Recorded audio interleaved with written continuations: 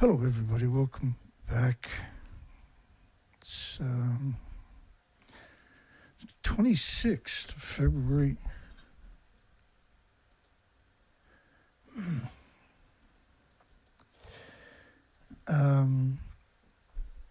It's an incredible story tonight. It's a terrifying story, horrifying, mortifying. Just Hanford nuclear site produced. If you took the nuclear waste, and I'll explain to you, I'll walk you right through it with the documentation. If you put it all in 1-ton bags and you can stack it all the way to Saturn. And this is stuff that's splitting atoms on our planet. This is just one site on our planet. There's many more sites with this particular attribute in different countries. This song is about, I just put a link in the description. This song is about Unit 2 at Fukushima, which liquefied. It was 9 reactor cores. It burnt constantly for days.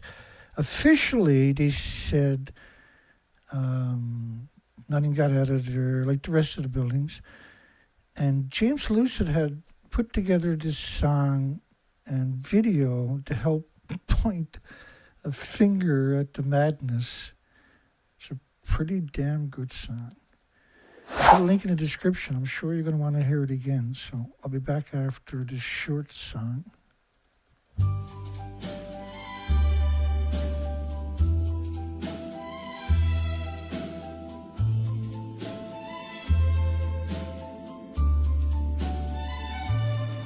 Right beside old Unit 3 sits a shell-marked waste you see. Tanks of resin stacked with care, holding what the pumps caught there. TEPCO field 2 plans to show. One says yes, the other no. Each awaits a coming call. Neither clears the path at all.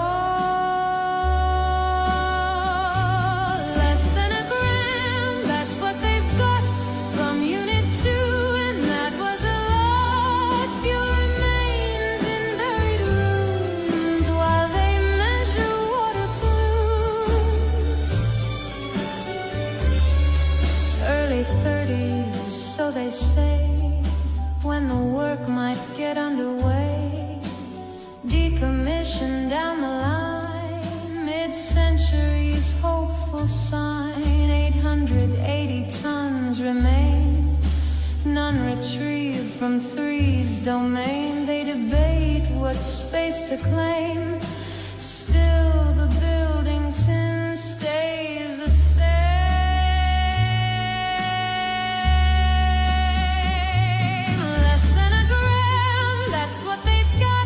From Unit 2, a careful shot, not from 3, not from 4. Still they work around the door, less than a gram. Still asking for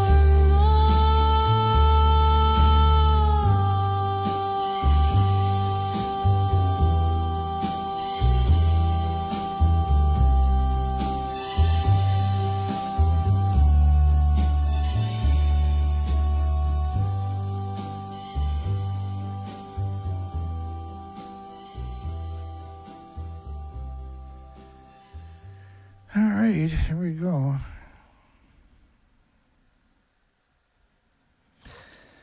These are complicated stories. I like to ease us into them sometimes. So imagine stacking 1-ton bags. What you're looking at in the background is some of the 30 million 1-ton bags that were picked up around Fukushima, Japan, after the nuclear massive event they had there.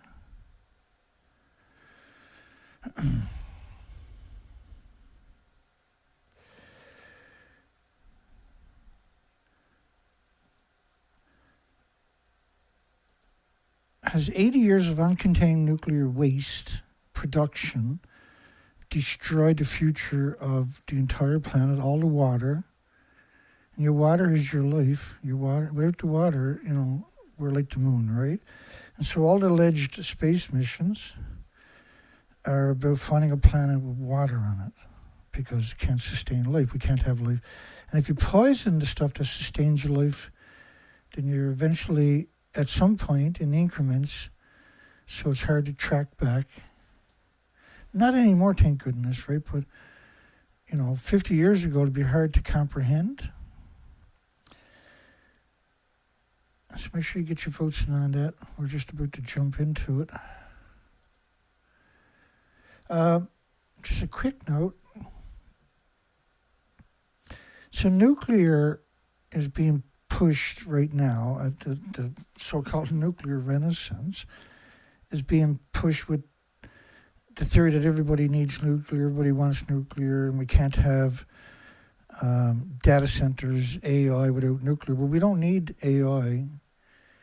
Like, is it worth putting billions of people into poverty because you can't afford electricity worth being able to make pictures of cats when you can just get your camera and take a picture of a cat?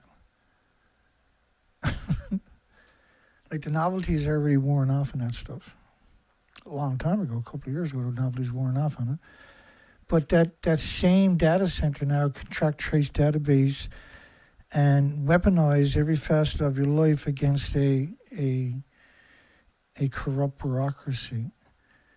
So let's talk about this. Homes are paying twice as much for data center because of data centers. Data centers are paying half the price of the people that built the infrastructure, that paid for the infrastructure, that sacrificed all their precious metal and resources.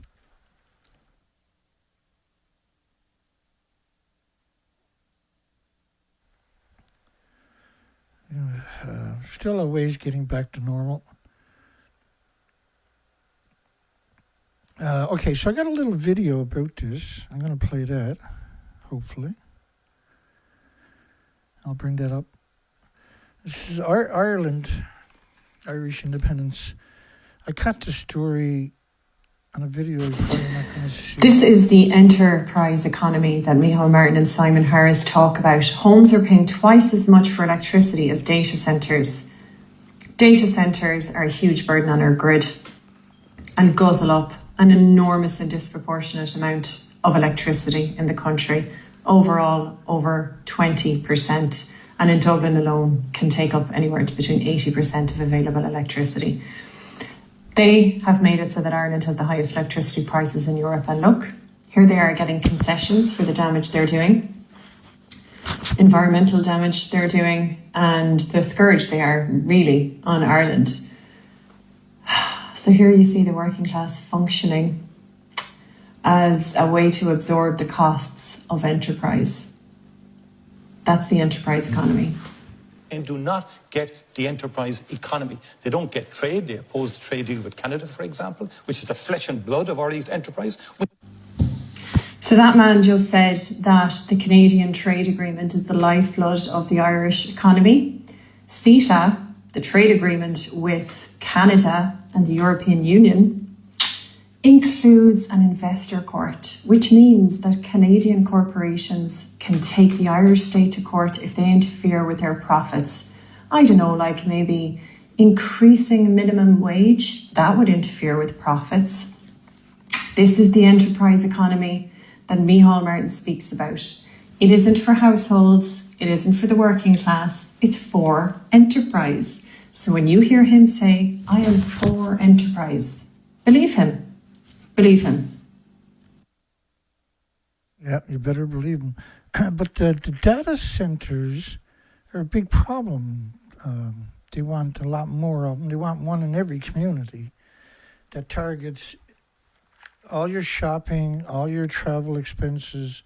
They want to tax every facet of it because we have an extinction event, right?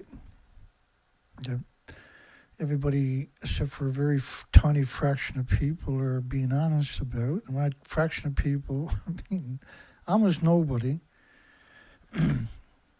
I just produced my last dozen videos. 8 of them are severe emaciated whales of every species worldwide showing up in late-stage starvation. So emaciation is starvation. I was... you can see each of these videos are enormous amount of documentation. It's absurd. It's 8 videos of absurd documentation. It's an absurd amount. It's an absurd amount, including this video here. And this one, my last video, plummeting insect numbers, single and imminent collapse of nature. Now, if that's not enough for you, that's 3 hours, 4 hours, 5, 6 hours, 7, 8 hours, 9 hours, 10, 11, 12, 13, 14, 15, 16. That's 16 hours of documentation. It's overwhelming. It's incontestable, unassailable. It's absolutely solid. And the insects, I start off with the academic studies showing how the earth dries out because of radiation and how water no longer gets absorbed into the earth, so you have these flash floods, and that the foliage in the litter doesn't recycle back into the ecosystem because we kill the biota and the fungus and the bacteria.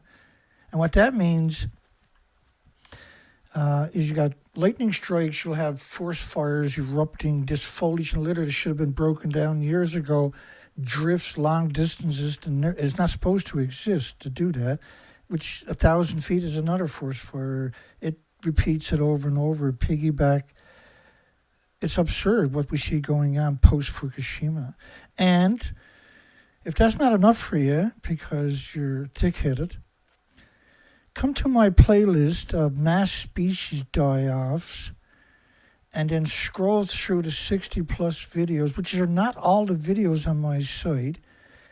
And I can guarantee you, I will win you over. I will win you over. I will win you over no matter how stubborn you are. I will win you over. If you're an honest person, if you're a sincere person, if you're a genuine person, I will win you over. You cannot beat me in these conversations. You can't win that battle.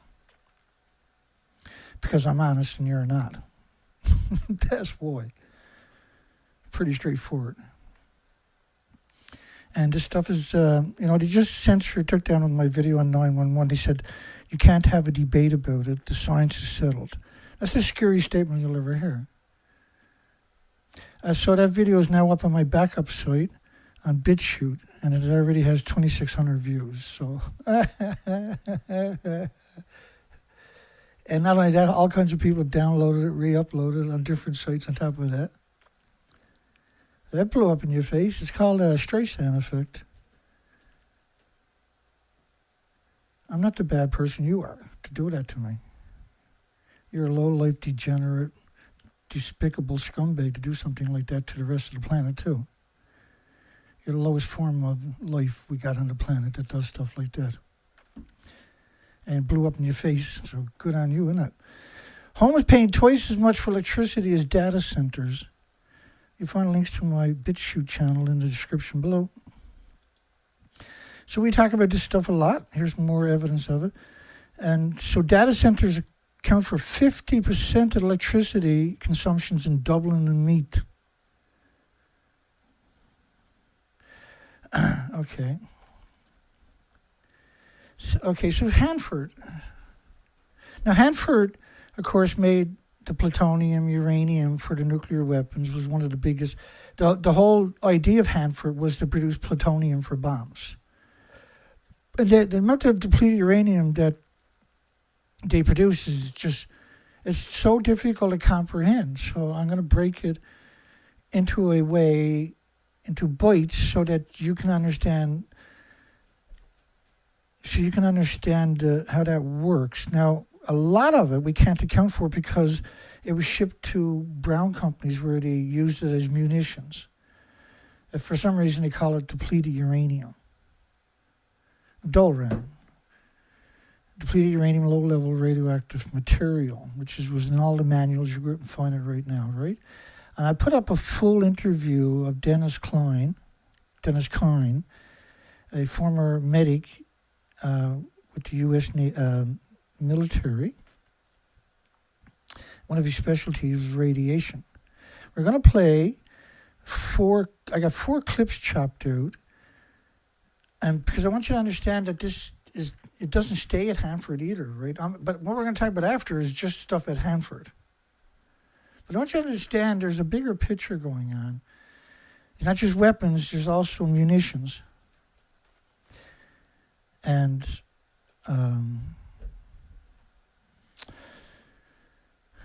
Lorraine Moret, I put a video up in my video section about a few weeks back or a month ago or so of her talking about a depleted uranium conference in Hamburg, Germany, where a Japanese physicist calculated a fraction of the material that was used during the Kuwait so-called conflict, right? That was equal to around 40,000 Nagasaki bombs worth of so-called low-level radiation. But low-level radiation is the stuff that destroys the ecosystem. High-level radiation is stuff that you have to bury for millions of years. You can't move. You can't get in proximity of it. It'll melt your organs. But low-level radiation will do the same thing to you, but in increments over years or decades. But it will destroy your DNA, your chromosomes, your cells, the integrity of your genetic makeup that you pass on to your next generation and the species with that's exact same attribute. So it's quite worrisome that we have used so much for so long. Feds doubled down on ill Hanford workers' court ruling. So the federal government had appealed and lost the appeal. To qualify for what they call eased compensation rules, if you worked at Hanford, you only had to work employed there, so to speak, for a single 8-hour shift. If you're employed for a single 8-hour shift, you're entitled to a pension. So think about that in context of you can have 1-ton bags stacked on top of each other from Hanford, and you can actually build a stack of 1-ton bags all the way to Saturn. That is the most frightening concept conceivable. And there's a reason that, and that's not even, it goes a lot further than that. That's where I kind of stopped at it. It started off with 1-ton bags 9 times past the moon. So to the moon and then 9 more times distance of just solid stuff that they dumped. To qualify for ease compensation route, the list of covered illnesses is very loosely defined on top of that. Covers hundreds of common illnesses, including asthma, chronic bronchitis, Parkinson's diseases, Alzheimer's, which means dementia, autism, Down syndrome, and strokes. The federal government argued that if they are going to be honest, then you're going to ruin the industry. You'll bankrupt the Department of Energy and everybody else. Right? Touche. So you should be. You destroyed our planet, you morons. You self-centered idiot. You dummies. You shit for brains. I'm going to play 4 clips of Dennis Kine. Now, he's very articulated. And the full video is currently, I just posted a few hours ago in my video section. This is the live video section. The video section is separate, right? On the same site.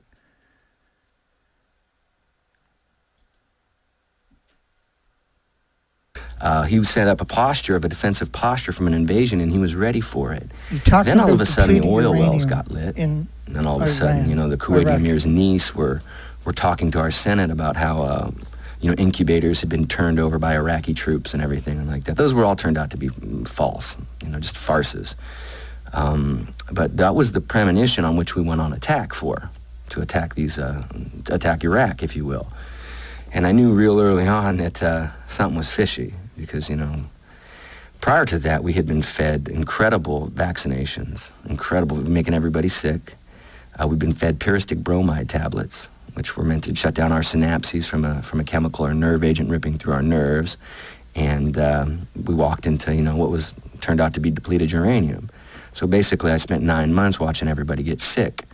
I had been scheduled to get out of the military in January of 1991, which is when Desert Storm started. That would have been my elapsed time of service, was January 91. I should have been going home. But they do what's called involuntarily extend you.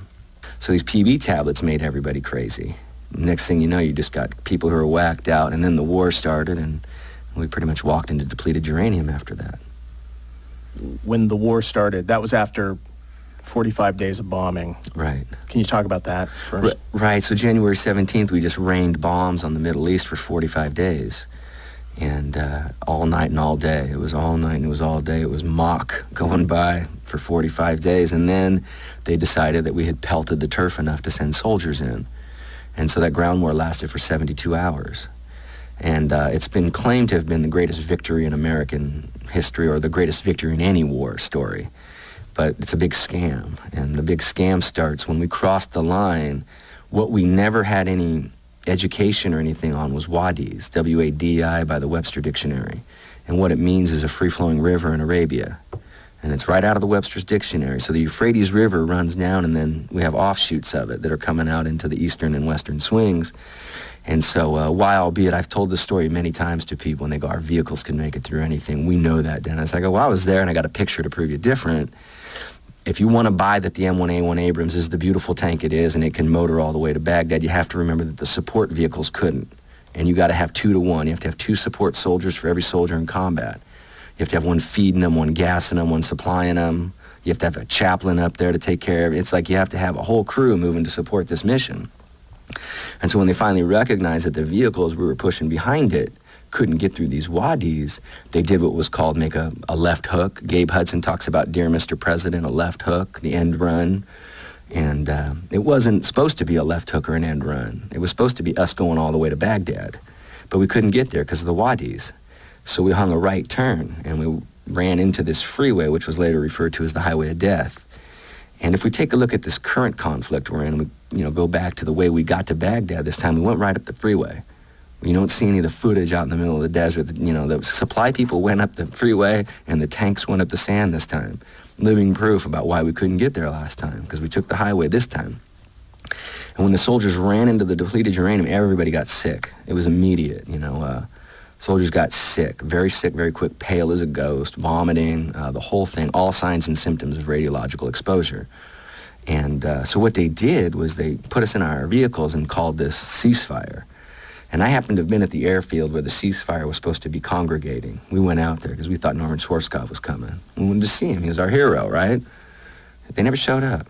We were the only 4 people out there, I think, So basically the ceasefire, the next day we were in our vehicles going all the way back to the rear, sleeping underneath our vehicles all the way back. If night fell, we just crawled underneath our truck and slept there, probably breathing the particles that were falling off of it. And we got back real quick and got onto a TWA airplane and came home. We didn't fly home on C-130s or C-141s. We left our vehicles in Dhahran, got on private aircraft because a lot of these soldiers were going to die, and they knew it. And they didn't want them to die on the battlefield because they would have had been considered combat casualties. So they rushed us right home, where everybody buzzed like a radio antenna for a little while. And what they did was they sent a whole new crew of soldiers up front to do what I refer to as cleanup. But more importantly, it should be referred to as a crime and a disguise, because they didn't want the mainstream media to see what had happened on that highway. So the engineers dug trenches on the side of the road and buried everybody in them and covered them up. Makes me kind of wonder what the mass graves they're finding this time really are. But there's all kinds of evidence that actually occurred. Some of the Iraqi conscripts were actually still alive when they were buried in the sand. So it was a very cruel and very inhumane thing to have done. And they told us while we were getting back, we're like, what's going to happen up there, man? That's pretty nasty. And they're, well, the bodies are bloating, they're getting stinky, and we know Saddam won't clean up his own people. They acted like they were dignified in this mission. Saddam isn't going to clean up his own people, so we'll have to clean it up for him. But it wasn't for anybody. It was to hide the mess that had been created, the melting of these human bodies, and get that stuff in the bottom of the ground. And that's what they did. Well, we flew home and everybody got sick. These soldiers that went in after me are much sicker than the soldiers who were there for that 72 hours, because the particles that get created, a lot of doctors are talking about aerosolized particles. I like to refer to it as radioactive fallout, nuclear fallout, if you will. And they want to talk aerosolized particles, that's fine. But the term is it's radioactive, and it's the fallout, and these are these particles. And a 1961 document that the Stanford put out, and it's not even a document, it's pretty much an academic journal that says these particles cook off. They're called metallurgical particles. They cook off to be smaller than bacteria or viruses, which indicates to us that we can't see them, because you can't even find a bacteria or virus without a super microscope. So these particles are so small you need a sub-micron filter to keep them out. But a U.S. Army soldier is trained to believe in this MOPP5, Military Occupational Protective Posture. 5, that's the highest level you can go. And the soldier's trained to feel safer than anything in the whole world when he's in it. So he puts this on, he says, I can work in the environment. They'll let him work for a few hours, go back, hydrate him, get him back out there. I went to NBC school on Fort Benning, Georgia, which is Nuclear Biological Chemical School, where they put me in that suit and had me playing volleyball, you know, in Fort Benning, Georgia heat, and I know what it's like to work in the uniform. The problem becomes is when these soldiers are feeling safe, doing the job, protecting their people, whatever their psychological idea is, they had no idea that these particles were so small that they were going through their filters. They were breathing them and they were ingesting them, and these soldiers have, you know, alpha-emitting particles lodged in their lungs and all over their body, and you know, the qualitative result or the end result is that they've had children that were born with deformities, incredible deformities. And some of the accounts of the soldiers coming home with their war trophies, maybe they grab an AK-47 from the battlefield, or, you know, everybody loves a war trophy, prove we were there, because we weren't really allowed to take pictures. You know, we weren't supposed to have cameras. That was the whole idea. So they bring home an AK-47 and stuff it in the bottom of their helicopter, and so when the helicopter came home, they'd pull it out. So for an extended period of time, these soldiers would break out their equipment back on the living room floor and liberate these particles again, and their children would die, because the babies and these infants can't sustain low-level radiation at all. And so there's plenty of accounts of soldiers losing their children to this, these particles that they brought back after our scenario. Our scenario is like a gamma radiation scenario. There's accounts of some Marines and soldiers who came home and their inner organs fell out their backside, just like the females of Hiroshima and Nagasaki when their ovaries fell out. You know, their organs have just been melted by gamma radiation, which is the same kind of thing that you might find, heck, it's not really ionizing radiation, you know. Ionizing radiation is what we get when we go into this X-ray lab, you know. But it's all kind of a mess. It's just energy cruising around and we can't see, like the microwave oven when we're supposed to wait till the 3 dings, ding, ding, ding, before we open the door. Because if we open it too early, there's a womp coming out at us. That womp's supposed to go through that little hole in the top of the microwave. So if you open it up, you kind of get low-level radiation when you do that. So it's everywhere. They like to refer to it as background radiation, but the human body is the least resilient creature to all of it. You know, a dog can do better in a radioactive element than a human being can. So we're not built for it, and that's what we're trying to get Americans to recognize. Much of the international community knows that the human being can't handle low-level radiation, and that radiation always affects whatever it hits. It's always affecting whatever it hits. What it says. First of all, I'd like to mention that DU, depleted uranium, had a prior name, and it was DOLRAM. All the military manuals refer to it as DOLRAM, D-U-L-L-R-A-M, which is depleted uranium, low-level radioactive material. Well, they so eloquently remove the LLRAM and just call it depleted uranium now, and remove the low-level radiation part of it, uniquely enough. I don't know how they got to go hide that part. I don't know where the science was that allowed them to take those last 4 parts of the acronym off. So we know that in our manuals, what it says is if you come across an area that was hit with a depleted uranium round, and this, heck, I'm imagining this, it's still at my website, this particular CTT training, and what they did was they called it an update. Now remember, this manual is very old. They don't mind using old manuals, but the update states that if you end up in a depleted uranium contaminated area, you're to use the NATO marker, which indicates radiation.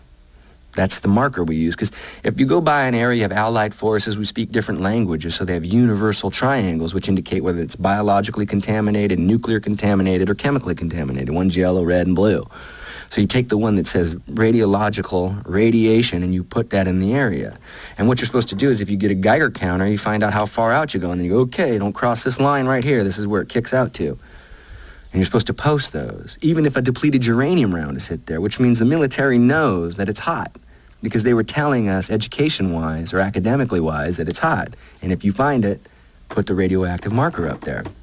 And so that's what you're supposed to do when you arrive on a contaminated battlefield, is mark it so that your friends and your foes even, it's all illegal to use this, all internationally, it's illegal to use these things, but we know they're going to get used, and should they get used, we're supposed to put these markers up so everybody in the whole world is aware of what's going on in that area. And we're trained to do that, but I bet you money that you're not seeing any markers anywhere, even on this conflict.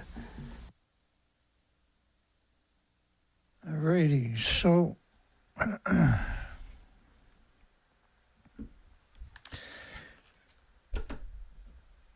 now, when he's talking about soldiers that were contaminated with the DU, their organs actually ended up melting. So he's not talking about being in proximity of a nuclear weapon going off, etc., etc. He's talking about just this high level that they were spraying under the guise of munitions. And there's a lot of speakers that I've listened to over here talking about many different facets of it, and we're probably going to go through that presentation in the near future, which as if I haven't got enough already on my plate. Holy goodness gracious. I got a folder full of shows. It's going to take weeks and weeks to get through.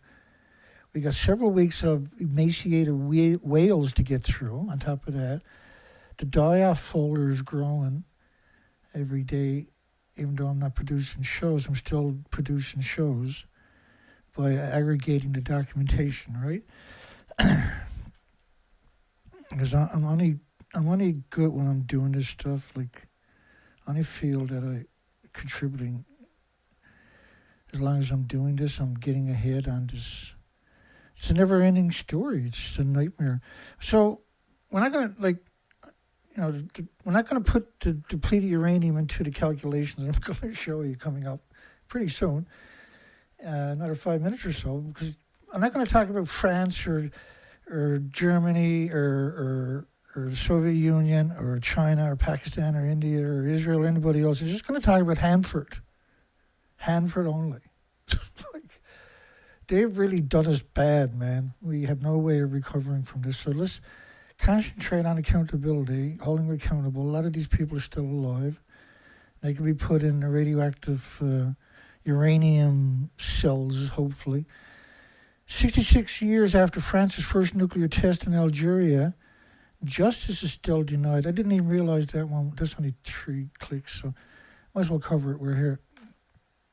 Because think about what France done to the French Polynesian Algerians. Their nuclear weapons was equivalent to a Nagasaki bomb a week for 12 years or something, was the figures that's been thrown around. Whereas the Marshall Islands was equal to a Nagasaki a day for 12 years when you scale it up. Right? So if you look up how many nuclear weapons have we set off, and you compare them to Nagasaki, Hiroshima, say Hiroshima, which is 15 tons. So there's, I can't remember the number, 36,000 Nagasaki bombs, equivalent in nuclear bombs set off alone, not counting, like there was 36 million DU rounds were considered outdated by the U.S. government because they were going to replace them with newer DU rounds. And the DU rounds are pyrophoric, so when you're firing them, they catch fire. The Abrams 155, for instance, the amount of depleted uranium all of those tanks have used in their history is mind-boggling, because they're the 155 munitions from the Abrams tanks, a popular tank in the United States, and which a lot of countries are using the same tanks, so then the same weapons. We know they were shipping them to Ukraine for several years here straight, right? So was Britain at the depleted uranium, large rounds and smaller rounds. So then Israel, of course, wanted they had the 155 cannons too, right? They also have around 4,000 of those that are not in tanks, they tow around with the big trucks.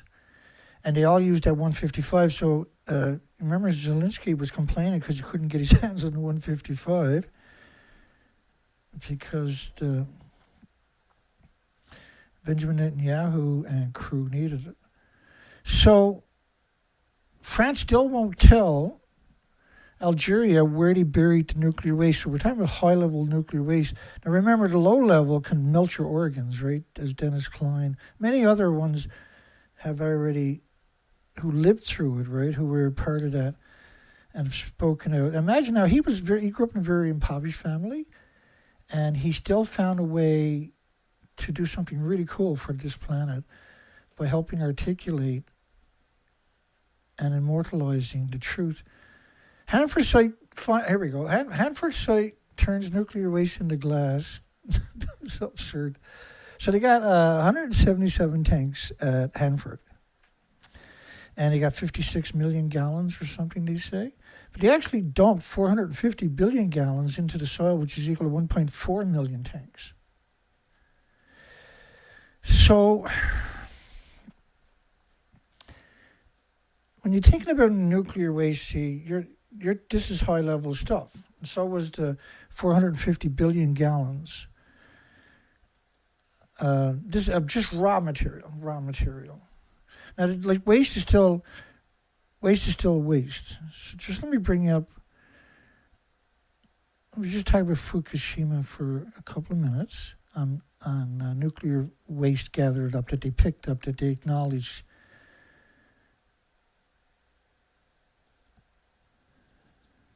It's really something. They picked up 30 million one-ton bags. Because I want you to think in context of one-ton bags. Because we're going to be talking about Hanford. We're going to take Hanford and we're going to put its waste in one-ton bags. And we're going to add all these numbers up. And I think everybody on this planet is in for a brutal reality check.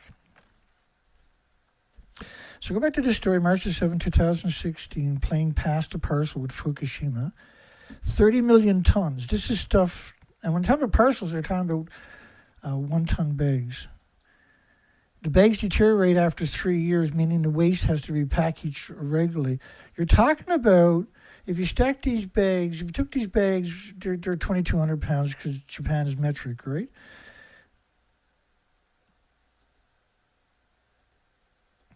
So you're talking about 30 million of these one-ton bags. So if you took a one-ton bag, for instance, put it in the back of a one-ton pickup truck, there's 6 rows of traffic around the planet of one-ton trucks, bumper to bumper, with 2,200 pounds, their maximum capacity in the truck bed.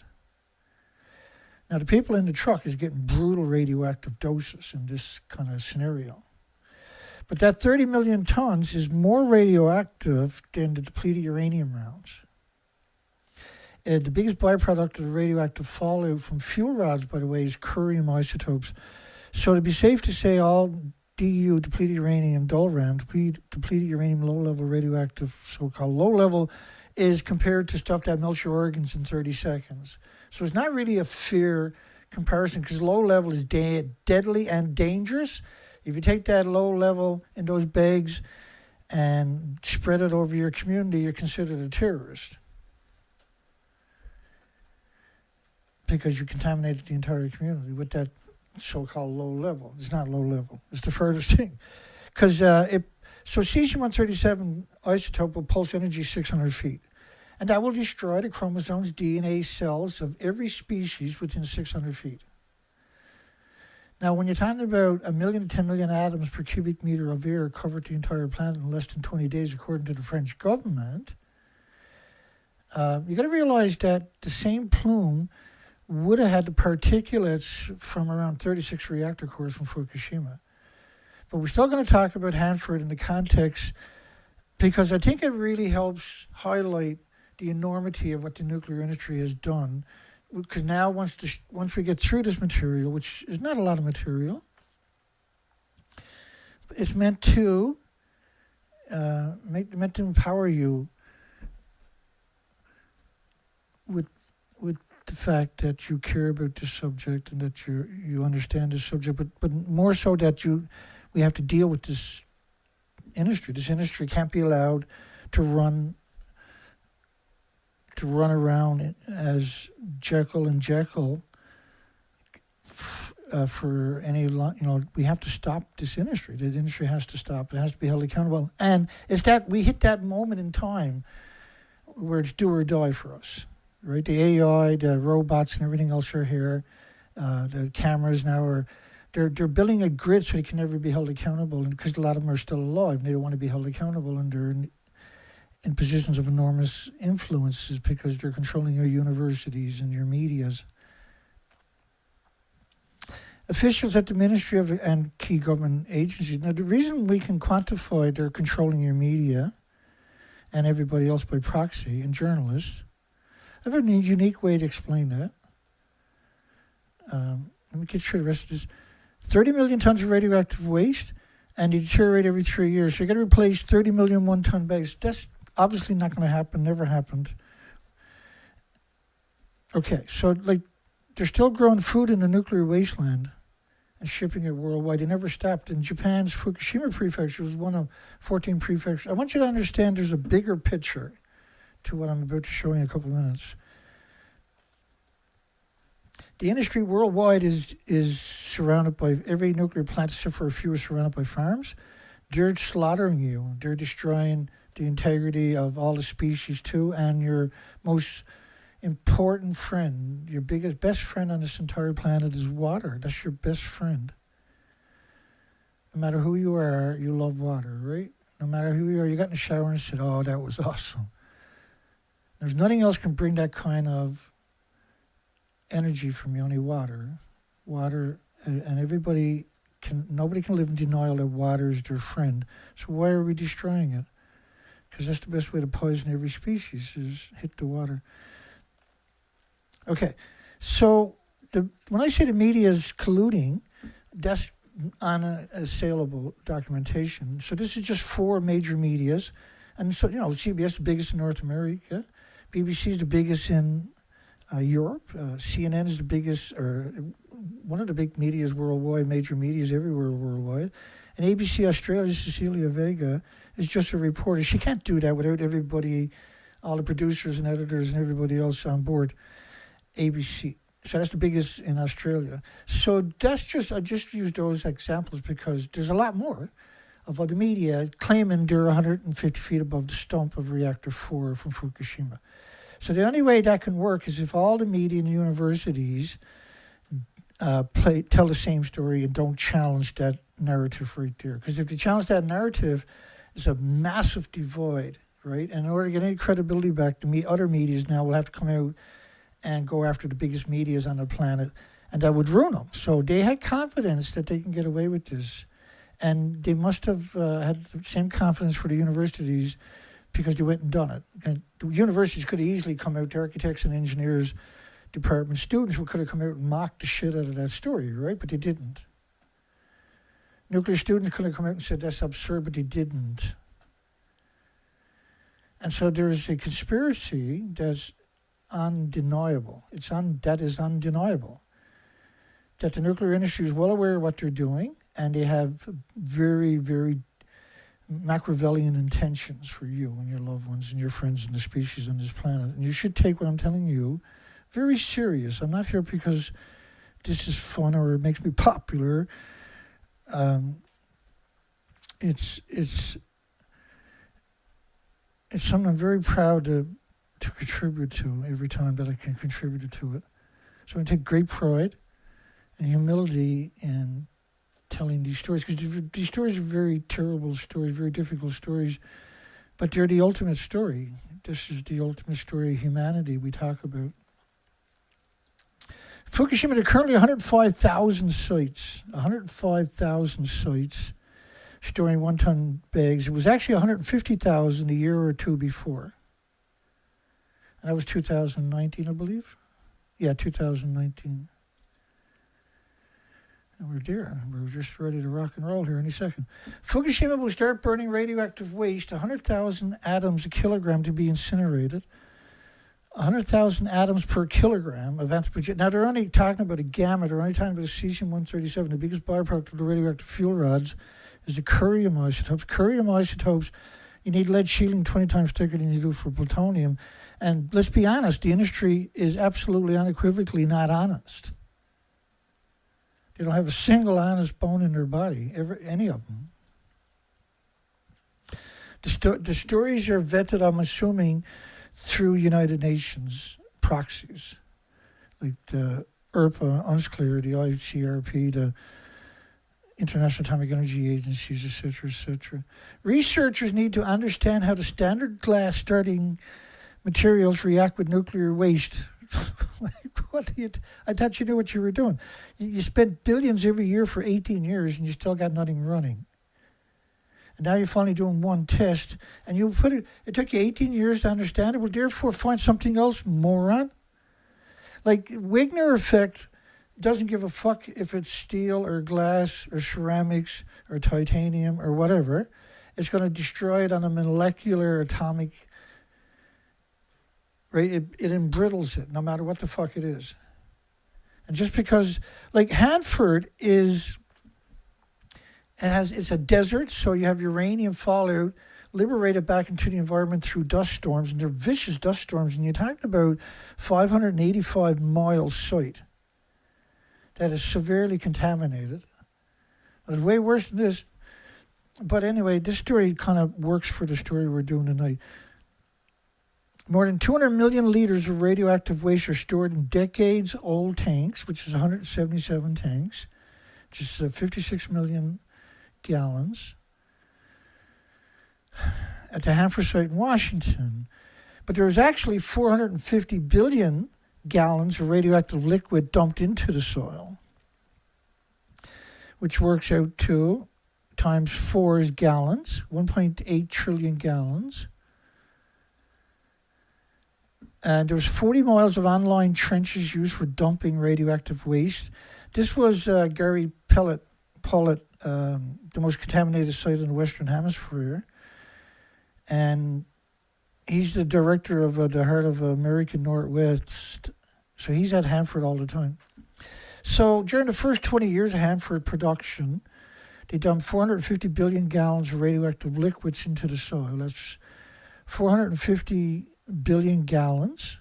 4 liters per gallon is 1.8 billion gallons, liters. Maybe I'm getting it right now. Yeah, billion liters. Which divide by 1,000 liters, which is a ton, which is 1,800,000,000 tons. And each ton is 6 feet by 6 feet. So 6 feet a ton. That's, now you're talking about 10,800 or 10,800,000 feet. Divide that by 5,000, that's 2,160 miles. So if you took those 1-ton bags and stack them on top of each other, you'll go up 2,160 miles. So that's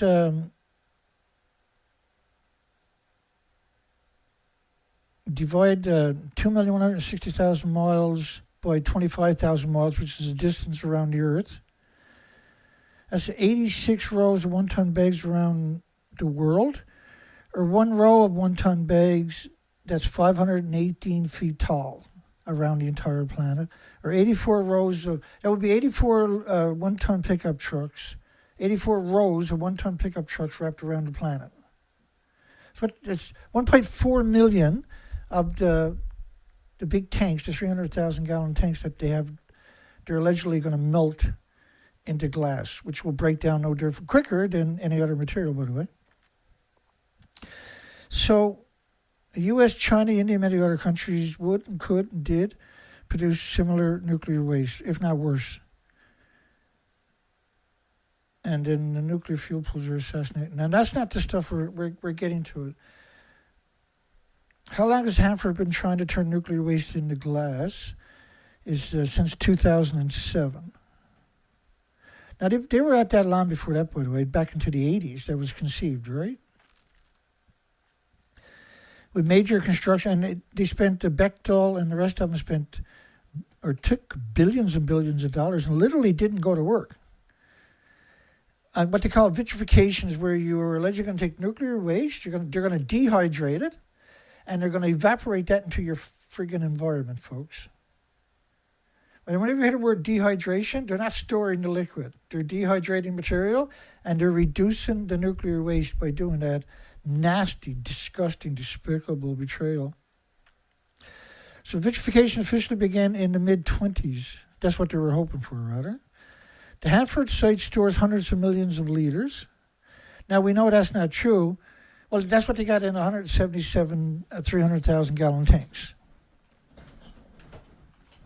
They call legacy radioactive. Now, we know because they're putting, this was back in the Manhattan Project, so the stuff you're pouring into the tanks, they knew, and the tanks were buried underground, 300,000 gallon tanks like you would normally see at an oil refinery. They know that you're going to get plutonium and americium, or you're going to get gammas and alphas and neutrons and betas, particulates gathering up under the bottom of the sediment like you do, because the tanks are not slushing around, keeping it in motion, like on a ship or something. These are buried in the ground because your lethal doses to walk past them at the surface. If they were at the surface, your organs will melt. That's the kind of energy this idiot stuff puts out on our planet that can't. There's not a species on the planet that has an autoimmune trigger can defend against man-made isotopes, right? If it's in your body attacks it for the rest of your life, or the birds or mammals or animals or the species. The body attacks the source, and the source is pulsing energy at the speed of light every second in every direction. So wrecking chromosomes and DNA cells, permanent lesions to all your organs. And as you bioaccumulated it, now every single atom that's in your body, man-made isotopes in your body attacks it with white blood cells and tries to put it in a sarcophagus. That could take you the rest of your life. It could take you a year, 10 years, 20 years, 30 years. But eventually, it'll build a tumor around it. That still won't contain it. But that's your body's reflex for a foreign object. There's no species on the planet that has an autoimmune trigger that recognizes what this stuff is. So this is why this story deserves more precedence. And the importance of being accurate about this, so that people don't only make appropriate conclusions. The idea is to give you the ability to extrapolate information and make a proper assessment and a proper conclusion based on the truth and facts and documentation, which, like a radio show wouldn't have those burdens to be able, to come out and show you. They're just telling you. You have to take their word for you. I try to bring you the documentation for the assertions. And I'm very, very, very, very picky about sticking to the facts. And the reason is because the people that are trying to absorb this stuff are going to use that to make important decisions for their friends and families and loved ones and community and hopefully the planet. So 1.8 billion, the routine, we went through it, right? The effort spanned about 35 to 40 years of work on vitrification concepts and smaller demonstrations predating overlapping. So they spent 40 years trying to figure out how to get it in glass when there was way better ways to do this. So this was just a stall routine. That's all it was. There was no seriousness whatsoever. They don't want a solution because you can't poison this planet permanently and kill every species. Because clearly this is what they're doing worldwide. Every fuel pool is splitting atoms with no containment directly into the environment, which happens to be surrounded by farms as far as you can see. What other conclusion would you draw from that? And just let me give you a demonstration. Because they understand the radioactive fallout, they understand all of that.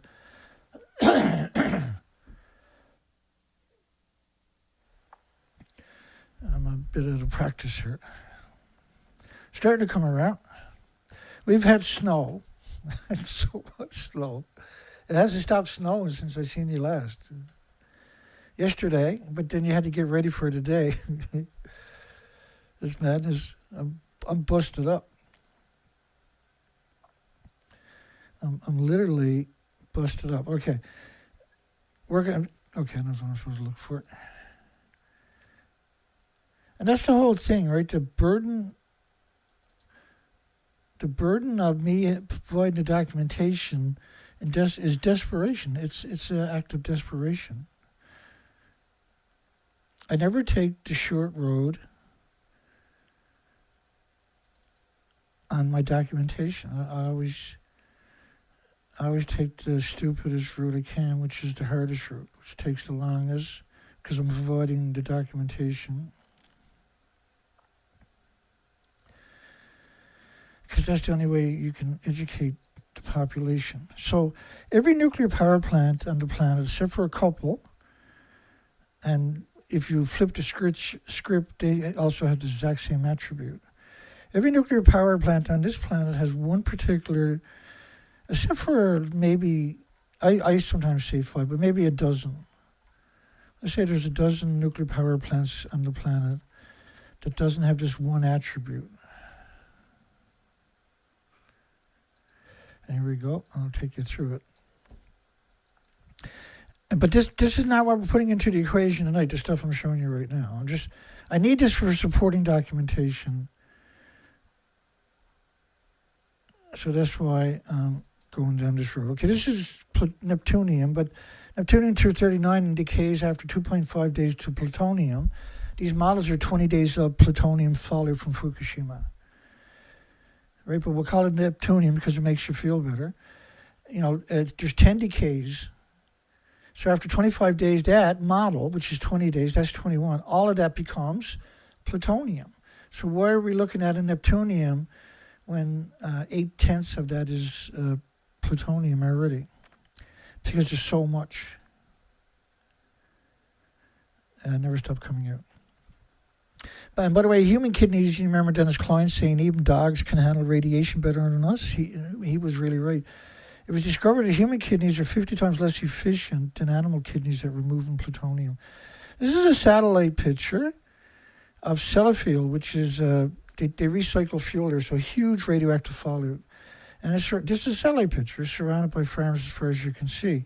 So 60 years of hideous, that's 1,000 buildings on that site, by the way.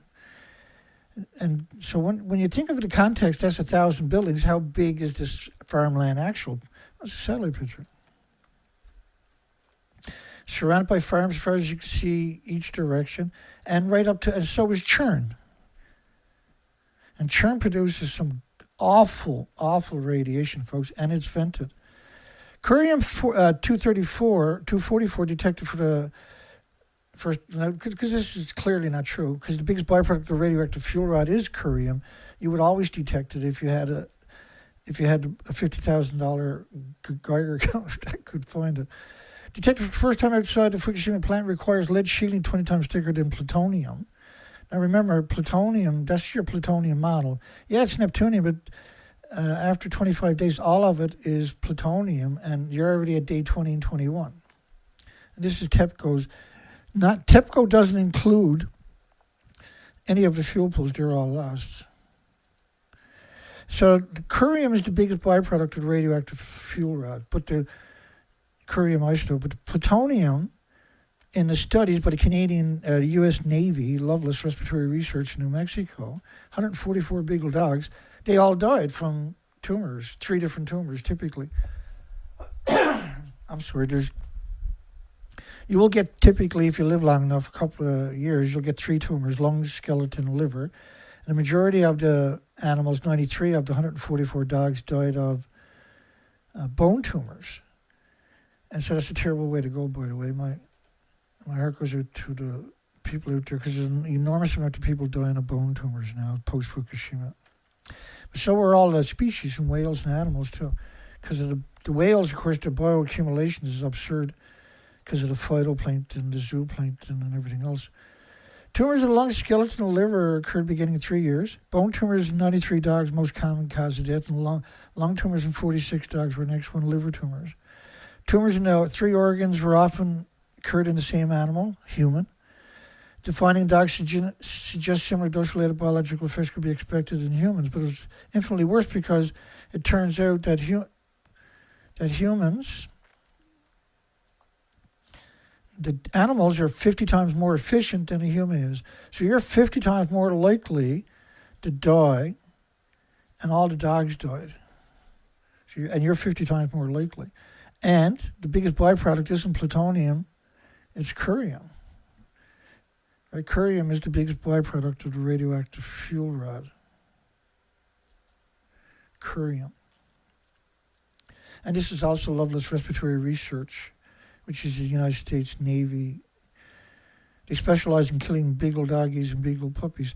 Curium isotopes are the major byproducts in the radiated nuclear fuel. So forget about alpha. They're the major byproduct. And so that is you need lead shielding 20 times thicker than you do plutonium, and plutonium killed all the animals. So like, I do that routine because I leave no mistakes. Okay, so every nuclear power plant on top of that is surrounded by farms. You can't contain the fuel pools. The fuel pools are the tall, skinny stacks you're going to see on these sites. See the tall, skinny stacks?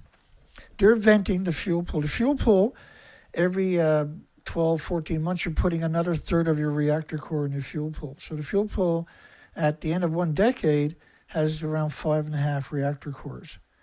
So they're still producing the isotopes to power 1 million homes and businesses, but there's no containment. And so they go up to tall, skinny stacks. That's not included in the equation. But I just want you to understand that every nuclear power plant has that particular attribute. They can't contain it. They're not even trying.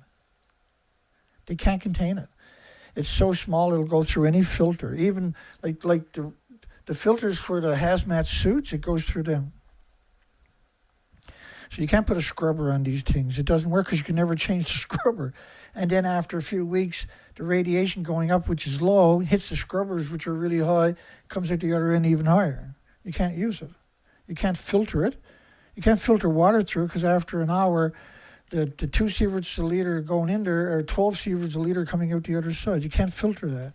Now, you can't get near the pipes, right? To change this or fix that, or you can't, the whole site becomes, the whole production area is, like the glassification at Hanford, once you turn it on, you can't get back in the building. Think about that statement. You'll never know if it's broke down sometimes. You can't get near the packages. So every site being surrounded by farms, every nuclear site hemorrhaging isotopes from the fuel pool, that's not included in the equation I'm about to show you after this. Tell me that's not madness. Tell me this whole fucking story is not insane. For goodness sake, somebody please do that. Tell me I'm wrong. Prove me I'm wrong. Show me I'm wrong. I produced so much material, surely you can prove I'm wrong. I must have made some Freudian slips along the way you can weaponize against me. You can't take the other 99.9% of the material I provide you and talk about and criticize that, but you can find a Freudian slip, chop it up, and then try to bludgeon me and put out seeds of doubt because you control the media. You're able to get the views. You're a coward industry, the industry of nothing but cowards. The only reason your industry succeeds is because everybody's a coward.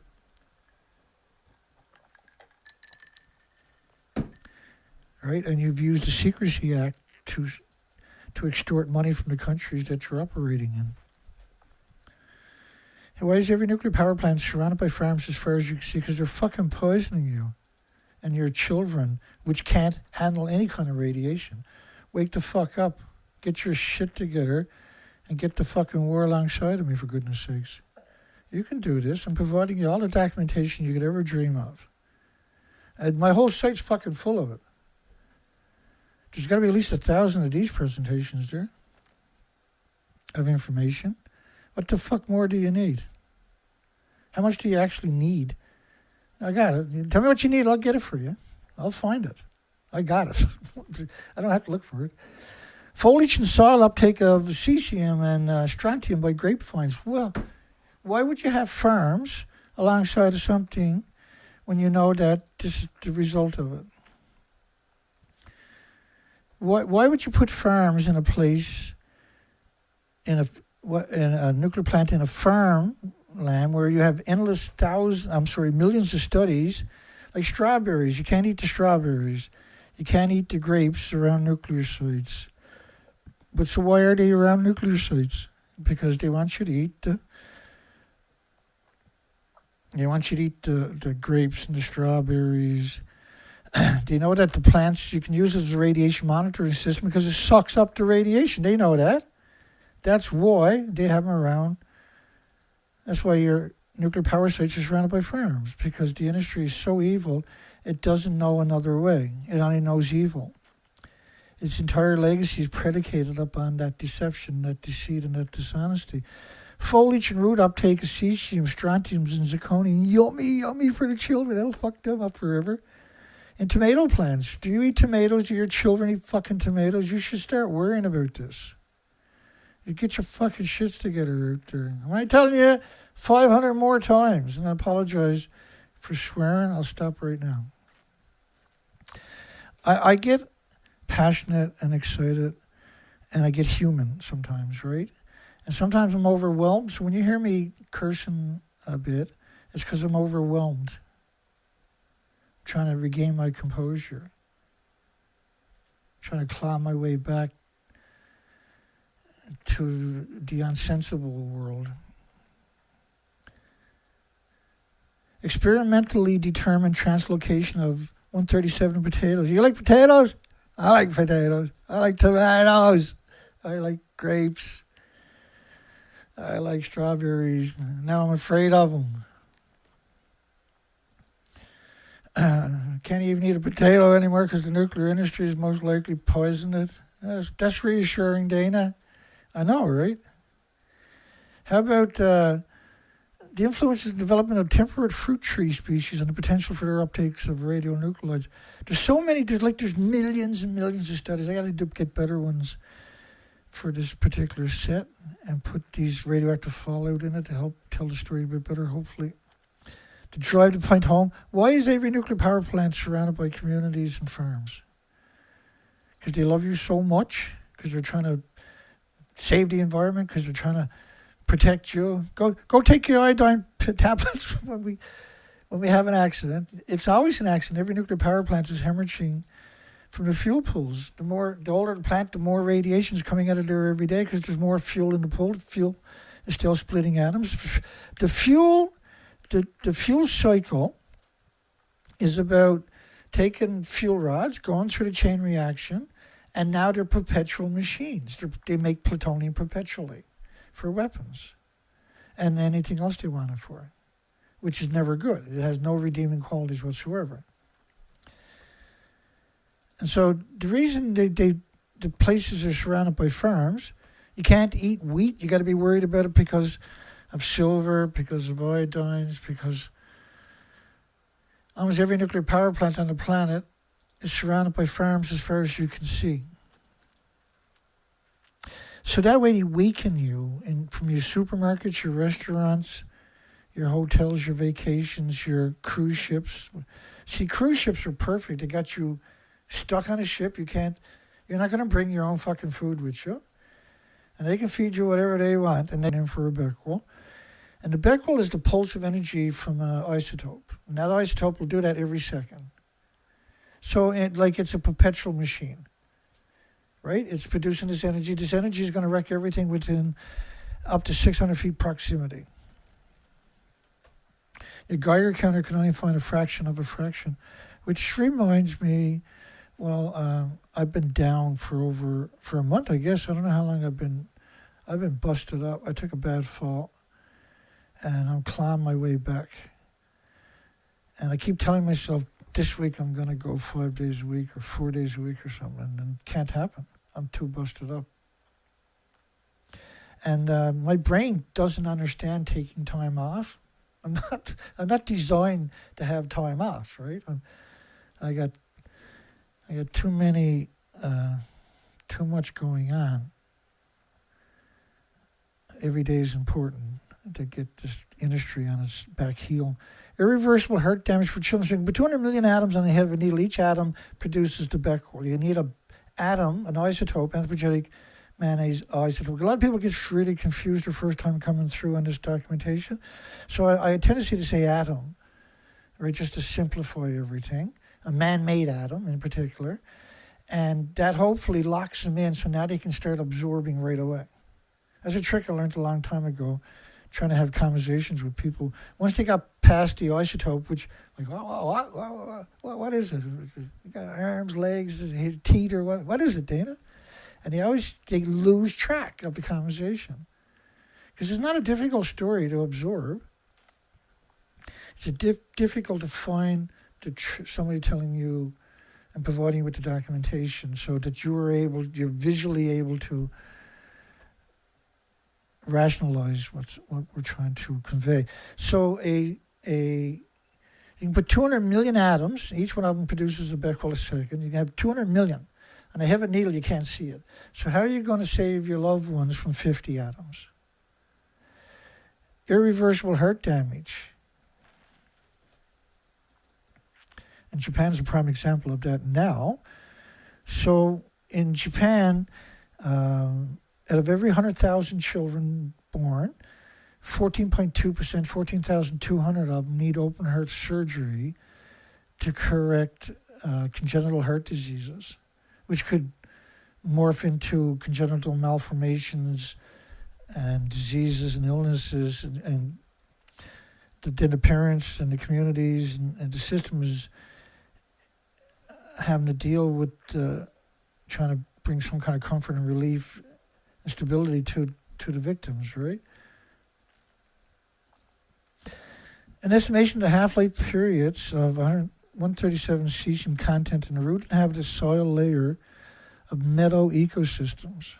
An estimation of the half-life period of 137 cesium content in root inhabited soil layers of meadow ecosystem. This is kind of that stuff I just showed you, those academic studies are important. If you're going to watch this video here, plummeting insect numbers, and you see a bee on the picture there and a dead fledglings in the nest. Plummeting insect numbers signal imminent collapse of nature. And so I began that with studies explaining why the biota that's in the soil has now been compromised. But if you look at these studies, how all the plants are now infested, right, with this plague, with the atomic plague, and their demise is just a matter of time. So the soil is no longer able to retain water because you destroy the bacteria, the fungus, and the biota in the soil by proxies, right, by poisoning it assimilates into every leaf, every branch, every twig, into every habitat of every species. And it pulses energy almost at the speed of light, and you can't perceive it. You can't smell it or hear it or feel it or taste it or touch it or pick it up or perceive it. But some of the species kind of can, right? And so you won't find spiders no more in your forest, for instance, for most of the planet now. You'll find them on your buildings. You'll find them on man-made structures. We won't find it on nature because nature is uptaking the radionuclides through the root system, and that gets distributed to the top of the plants to help them grow and maintain fruit or foliage or whatever. And what happens now is species can't live in that environment because it sterilizes their eggs and larvae and everything else. And even if they're born, they don't reproduce, right? And now we're down the rabbit hole, 15 years post-Fukushima. It's 36 reactor cores lost at Fukushima. And as you go through my material, I always try to provide that documentation. And I can do it very quick for you with a couple of pictures tonight. But we want to get into the big math. We're right there. Everybody's waiting for it. Enough suspense for everybody tonight. So, like Reactor 3, officially, they got all the fuel at the top of the building, 150 feet above that stump. That hurts. That's a pretty freaking nice trick, though, isn't it?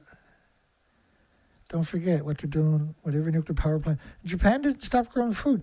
I made this map so people can appreciate that that's 14 prefectures, each producing about 1 billion pounds of food a year. And a lot of that is shipped worldwide. They're hiding it. Let's get after this. Back to that story. Researchers need to understand how standard glass started melting. And so I explained that to you just before I went down the farm line. The Hanford tank waste treatment and immobilization plant, almost 40 years trying to bring it to fruition, and now they finally they figured out how to use glass. Why did you stick with glass for 40 years? How come you didn't look at all kinds of other stuff? Scumbags. It's taken some time to learn about that waste and understand what's required to successfully. Yeah, 40 years? That's not some time. That's deliberately not coming up with a solution. And understand, and then you evaporated that stuff before you put it in the glass. So you release the absurd and insidious amount of radiation into the environment, which is liberated through dust storms, through snow, through rainfall, back into the ecosystem. It's insidious. The B reactor, contained in the building showed in the foreground in 1945, was the world's first industrial-scale nuclear reactor providing plutonium. And this is when they started dumping the 450 billion gallons directly into the soil and the Columbian River. Now, the Columbian River, there's stories, documentation of 70 sieverts on the shoreline. So people had to run away who were approaching it from the shoreline. So if you're on a boat going down that river, and the river is always moving the water, it's a big volume of water, and it moves down to the Pacific Ocean eventually. I think it's Pacific Ocean, isn't it? I can't even remember anymore. Yeah, Pacific Ocean. I think it goes all the way to the Fraser River, doesn't it? It's one of the longest rivers in Canada. So that entire river is all radioactive water. That water should be collected and put in 1-ton bags, put in this equation, but it's not. So don't forget that. And we're talking about 70, 80 years of this material, the entire river, radioactive river flowing. That's not going to be an equation. Hanford quickly became a key player in the Manhattan Project, using the Rico Fermi design. Idiot. They should dig that guy up and incinerate his ashes and spread it over nuclear wasteland. Hanford engineers built the world's first industrial-scale plutonium production reactors capable of handling hundreds of tons of uranium fuel that was used for producing plutonium. Oh, really? So the rest of the fuel is dumped. They only need the plutonium. We're talking nuclear fuel. So it goes through the fuel cycle, and the only thing they want out of it is the plutonium. The rest of it they got rid of. Where did they get rid of it? And then when you put those numbers together, you have 1-ton bags all the way to Saturn. Hanford engineers built the world's first industrial-scale plutonium production capable of handling hundreds of tons of uranium fuel. And this story gets just worse. Now, this was out of a book. We're coming up.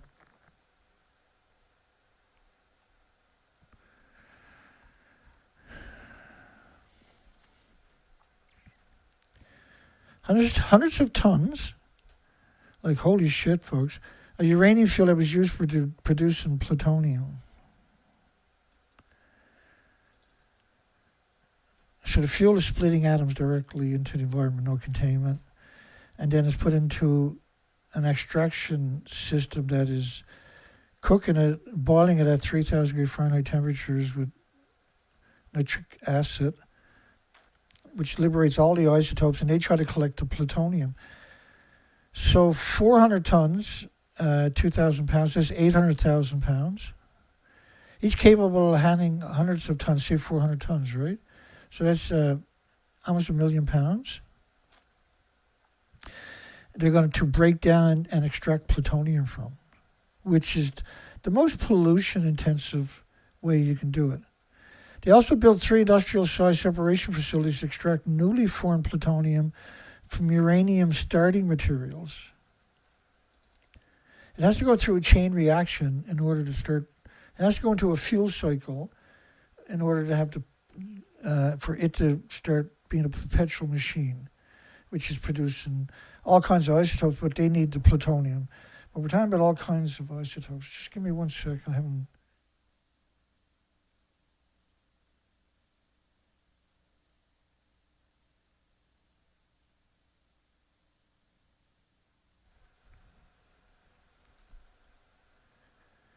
for the war effort. One was dropped in a Trinity test. The other was detonated over Nagasaki, Japan, killing hundreds of thousands, not tens of thousands. Afterwards, a local newspaper shared the news with Hanford workers using the headline, "Peace, our bomb clinched it." But then right under that, the second biggest headline is, "Plant will not close." Franklin says, making clear the United States was committed to continuing plutonium production. So they doubled down right away after the war. Oh, we need it for the war. Now they doubled down. They need it for war superiority. We just need it. We want to blow them up all over the world. We want to have a nuclear war without a nuclear war. Same bombs, same radioactive fallout. We'll call it testing. But it's actually a nuclear war, right? Same bombs, same radioactive fallout. That's a nuclear war. That's why we worry about nuclear war. After the nuclear war, the U.S. government transferred control of the Hanford site from the Manhattan Project to the Atomic Energy Commission, and workers ramped up plutonium production. From 1946 to 1954, we go from 3 reactors to 8. 8 reactors, each of them handling 800,000 pounds a year, I'm assuming that number is. Also built 2 additional separation facilities for the plutonium. In the 60s, a 9th reactor was built using a different design, which meant they were looking for a breeder. That was a breeder reactor, I believe, which was made of plutonium mixed oxide fuel, I'm guessing. During the early years of the Cold War, the facilities were all running at various stages, 24/7 producing plutonium. 24/7 producing plutonium. Ultimately, the plant produced 2/3 of the plutonium used in the U.S. nuclear arsenal. In the process, the site generated about 212 million liters of radioactive waste, which is still stored at Hanford, dispersed across the 177 single and double-shelled waste tanks. Now, as I explained earlier, we'll talk about it again for a second. It was actually 450,000 gallons were dumped into the soil during that production of the sludge, because they only need to keep a fraction of the material for their weapons, see? And back in them days, there was no rules, no regulations. Got to win the war. Well, we can't keep producing at that rate unless we keep doing the same thing where we're dumping it, right? So they didn't come up with better solutions. They increased production 9-fold, right? And they produced the same waste as they had always produced. And they kept those regulations under the same secrecy agreement, which was meant to be temporary, which stifled any, which criminalized any dissenting voices. In the process, the site generated 212 million liters. It was actually 1.8 trillion liters that they dumped into the soil, right? So they just pretended that the only thing to worry about is the 55 tanks, 177 tanks, the 56 million gallons, right? And in the 1990s, the parties agreed that vitrification was the best option. It's a crazy story, folks. Experiments like the one shown here performed by scientists at the Pacific Northwest Laboratory was a key step in that process. What process? 40 years later, you still haven't mastered it, so why are you wasting your time on it when it doesn't have as good as attributes as the precious metals you need for your spaceships and your rockets and your bombs. Researchers needed to understand how standard glass started material reacts with nuclear waste. If it takes you 40 years, you shouldn't even be allowed to work there. You're literally an idiot. Glass blocks alphas and beta radiation, does not prevent gamma radiation from escaping, so vitrified nuclear waste still needs to be properly shielded and stored. So even though they put it in a useless containment where they dehydrated the majority of it directly into the environment, and then the solid sludge that's left over, they put it in hot glass. And you know, when you, like, if I, no matter what I got, if I take something at these temperatures like 1,000 degrees Celsius, and you pour that over nuclear waste, you're going to liberate a lot of that into the environment through the burn-off, the original burn-off. And you can't filter that because you can never get back near the filter again, and the filter becomes useless after about 20 minutes. Because the filter is more radioactive than the material coming up the chimney, and that doubles every 20 minutes. So eventually you can't get within 1,000 feet of the building because you got a lethal dose from the chimneys, the filtration systems. You can't filter it because the filter bioaccumulates hideous amounts of sieverts an hour, which will melt your organs. But this is just part of the story to get you to, and we're getting through it, but it's a long story, it's a complicated story. And so is trying to make a cert as one. You can have a stack of 1-ton bags all the way to Saturn. That's a complicated story, but I got to back it up with the documentation. And it takes this kind of information to make my assertions. Simply heat a mixture of radioactive waste. You're not heating it, you're cooking it. You're setting it on fire. When you pour 1,000 degrees Fahrenheit Celsius on steel or anything else, it's just, you're going to cause a massive amount of it to burn off right away because of the enormous temperatures. And nuclear waste, when you heat up nuclear waste, you're talking about an elixir of isotope being liberated into the environment through that venue. Simply heat a mixture of radioactive. You're not heating it and the raw materials for making glass to above 1,000 degrees Celsius and pour the melted solution in the steel canisters. Right, so you can't contain the vapors, which is an enormous amount of the actual material. So again, you're releasing an unconscionable amount directly into the environment through that process. Once cooled, the glass-filled canisters can be safely stored for millenniums. No, the radiation still has the toxicity and the energy. So it's still going to break down the integrity of the material. And what happens is, on top of this, is you still at some point in the next 100 years, 200 years, those caverns where they're going to put this stuff, some of them are going to detonate because water is going to ingress in there. Some of this material is going to denigrate because of the Wigner effect from the gamma shines, the neutron bombardments, the alpha rays, the beta shines. So a period of 1,000 years is still nowhere near. And because they're by a major thoroughfare river, the top of the middle container is open. Now, this is just a mock-up, right? It's not the real thing. Showing the solid green, because otherwise the camera would be terrible. You would be a terrible picture. Showing the solid green glass is contained within. That container then is sealed. Now it's good for 1,000 years. You know, I can show you an academic study where there's a nuclear reactor submarine sank, and he said the reactor won't rust for at least 1,000 years. Now, I was a commercial diver for over a decade. I can assure you I've never seen anything steel on the ocean, including ships and salvages that I've done, that wasn't stupidly rusted within 3 years. Right, where you couldn't reuse the steel vessel after 3 years. So say you salvaged it, you brought it, you floated it up, you drained it out, you put it up on, you want to put paint on it, put an engine in it, blah, blah, blah. No, the integrity of the ship hull is no longer safe to be used on the ocean. And by the way, those ships that sank pre-nuclear industry are very important ships because some of that material obviously is going to be good.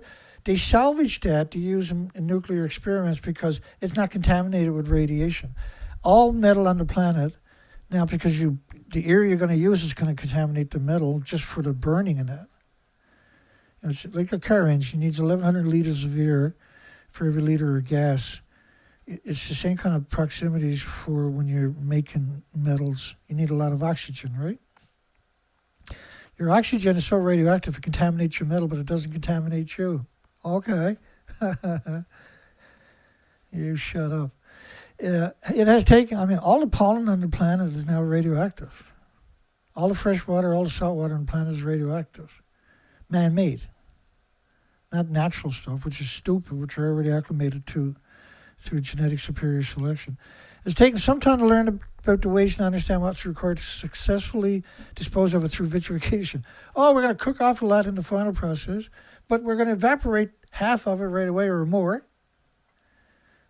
Casualty of the nuclear industry. Every species on the planet. 70-year-old Washington nuclear reactor stack toppled with explosives. 70 years old. Watch it drop. Watch it, radioactive material. Can you imagine how radioactive that actually is?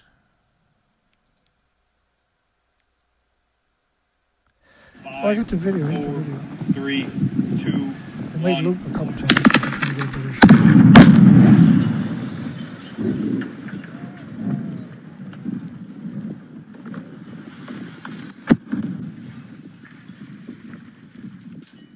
Sorry, but I had the volume too loud, did I? Let me start that again. It's a nice short video.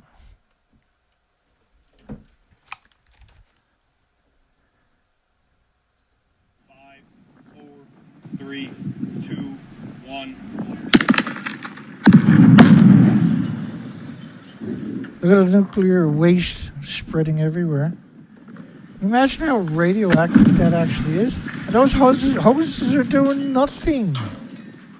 They are doing nothing. And look at the Columbia River downhill.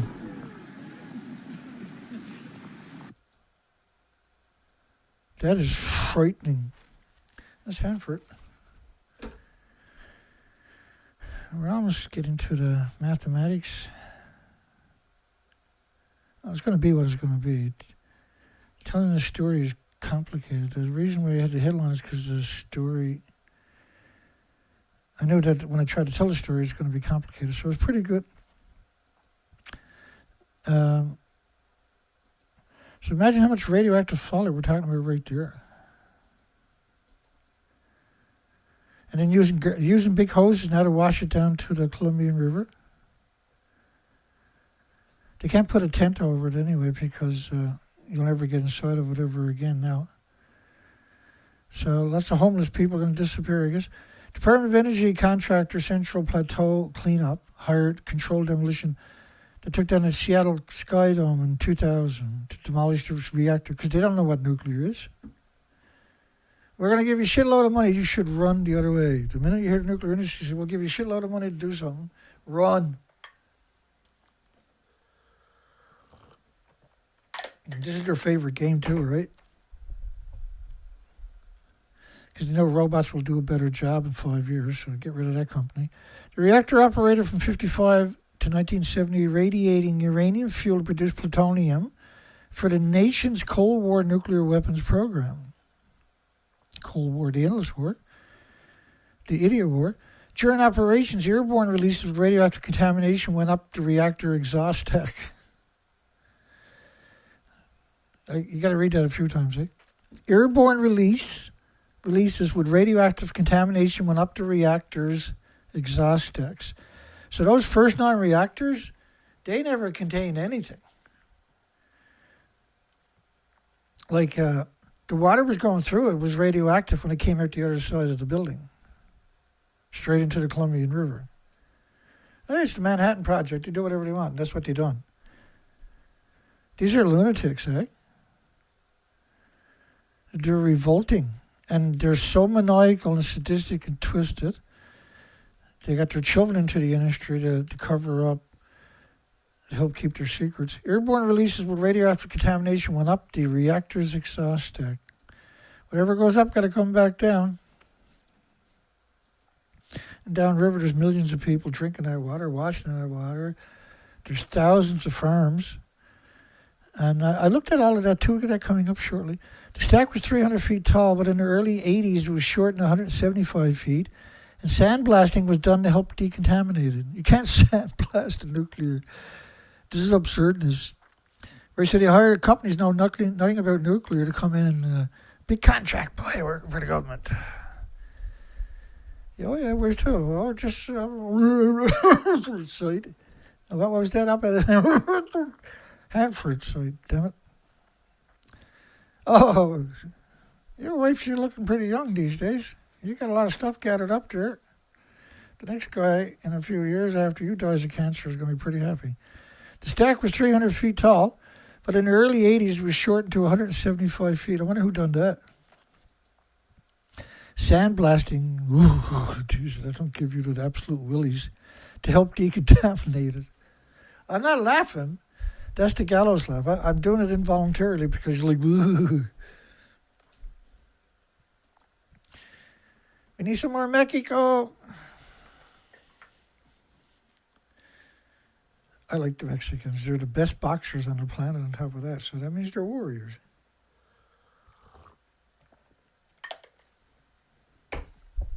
In the early 80s, there's lots of rules and regulations around then. Monitoring was done during demolition of the stack Friday to check for radioactive contamination. Like, the radiation doesn't go away for millions of years, so what do you mean check for it? Eliminate threats to the environment. Ha-ha! Do you believe a word? These people would tell you you're insane. The reactor sits about 300 yards uphill from the Columbian River. Thank goodness, everything gets washed into the Columbia River. So everything was coming in was going right back into the river, running over the reactor core, incredibly radioactive, going straight back into the river. I'm not going to count that on top of everything else I already showed you tonight into the equation of what I'm going to show you coming up. I'm going to be a good guy. I'm going to show it to you because I want you to know it exists, but it's not part of the equation. And it's most likely more if you stacked all the waste that went directly into the river from that process of just one reactor, let alone 9, you would go to Saturn probably 9 or 10 times in 1-ton bags of that radiation they let into the environment. Remember, Japan picked up 30 million 1-ton bags. They got nothing on this stuff, and that's vicious stuff from Japan. So imagine how bad this stuff actually is. Soviet Union was doing the exact same thing at the exact same time. So was the scum of the earth, Britain. The worst academic community in human history. There's always good people amongst the monsters. They got to go along to get along. So it's, the Columbia River is the largest river in the Pacific Northwest, flowing through British Columbia, Canada, through Washington and Oregon before emptying into the Pacific Ocean. So you got to try to, how far is the Columbian River Hanford site to the Pacific Ocean? I'm trying to narrow it down. It's about, as the crow flies, which is not what we're talking about, but as the crow flies, around 240 miles. How many farms are there alongside the Columbian River from Hanford nuclear site to the Pacific Ocean? It's not a publicly available count of how many individual farms, really, which is quite surprising, really. Downstream from Hanford, the river passes through a mix of tribal land, wildlife refuges, industrial zones, agricultural regions, And so I asked him, was there any farms within 20 miles of the river? In relationship to what I had already asked AI, right? There's no single database for the counts of farms within 20 miles. Below is the clearest evidence-based way to estimate the number. What's the 20-mile corridor? Explain what you want help with finding. So I kept going down that rabbit hole, of course. What the 20-mile corridor includes is Washington North Bank and Oregon South Bank. So you can see these counties. So you can start coming up with some numbers. You're not going to have the whole number, but you got some numbers now that you can say, okay, well, these communities are in a toxic elixir environment. The counties listed above contain roughly 12,000, 14,000 farms combined, and only a fraction of the farms lie within 20 miles of the river,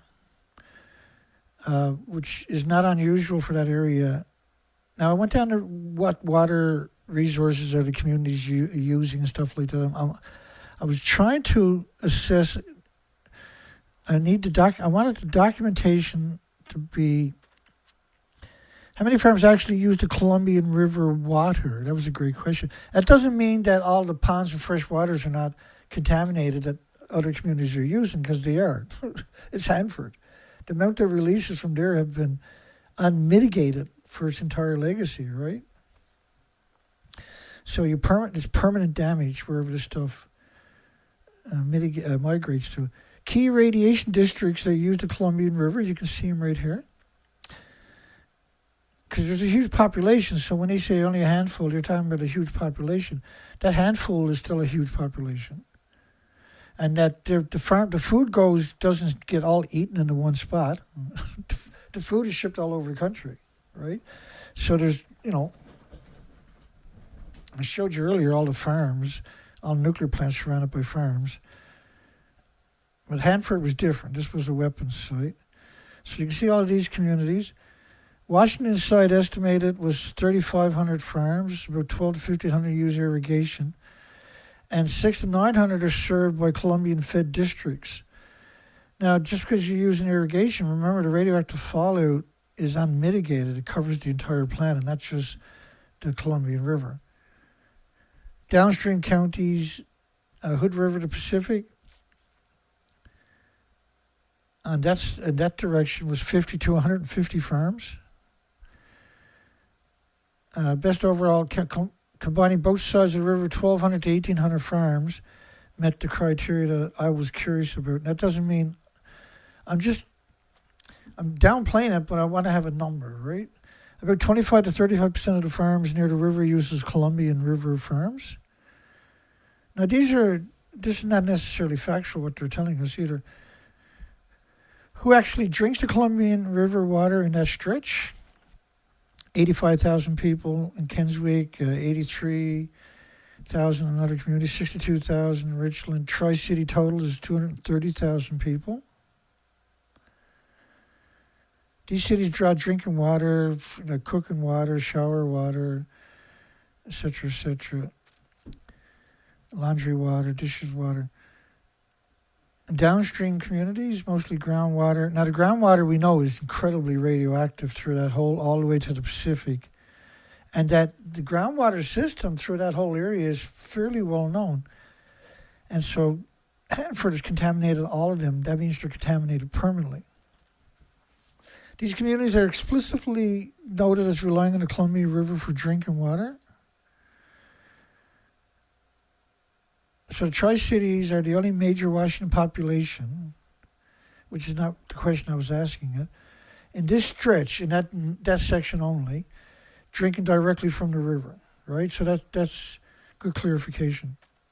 We're not talking about the whole area where this water ends up to. On the Oregon side, have documented Columbia River withdrawals, 20 to 25,000 people. And below it, downstream Oregon communities. They use mountain watersheds, so a lot of the vapors coming out of Fukushima will hit the mountains and then get washed down with rain clouds, right? So only border Columbia. Best estimate, how many people drink Columbia River water between Hanford and the Pacific? Tri-City was 230,000, 250,000 people. It was based upon solid evidence-based estimates given with the available data. So that's a number to think about. But who eats all the food growing in that whole farm district, right? People worldwide. And it only takes a small amount, a couple of isotopes in your body to fuck you up for your rest of life. Excuse the language. My apologies. Sometimes I forget I'm sitting in front of a camera, right? Note that no public school list schools that drink Columbian River water. Which community in this stretch drink Columbian River water? 33 schools, 25 schools, and 21 schools. 79 schools explicitly draw drinking water from the Columbian River.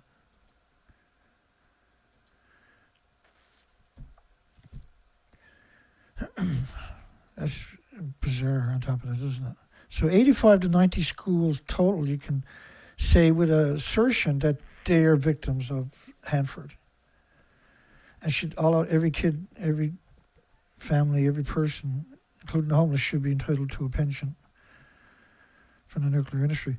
Schools that drink the Columbian River water, and all of that should be evacuated permanently. You can't live in harmony with anthropogenic man-made radioactive fallout. It simply can't be done. The compromise is not worth it. You only get one kick on this planet, and you don't deserve to have an industry fuck you out of that. 51,000 students. And then there's private schools, to around 15 private schools in that little area, 13 to 15, around 1,500 to 2,000 students. Living in a nuclear wasteland is simply stupid. You only get to live once, and the longer you stay there, eventually you're going to come to regret it. That's the brutal reality of it. It's not, and there's nothing fair about it. There's nothing good about it. It is what it is, and you got to deal with it. You got to accept it for what it really is. Pretending is not a solution.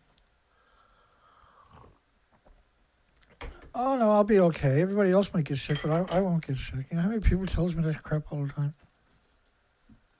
Oh yeah, okay. I don't even roll my eyes no more because it's not funny, right? I just do the best I can. Just try to help them. Maybe it'll help them in a few years, or they'll get their loved ones out of there. It's terrible. You got to leave your area where you covet, where you grew up, where you love, or you're you're not just emotionally bound to where you were born. You're genetically bound there. Your body is made of the minerals from that water, and only that water can resupply entirety of your body's mineral demands, because that's what you're made of. Your DNA, your genetics are all based upon the water that was consumed when you were conceived. Let's keep her going here.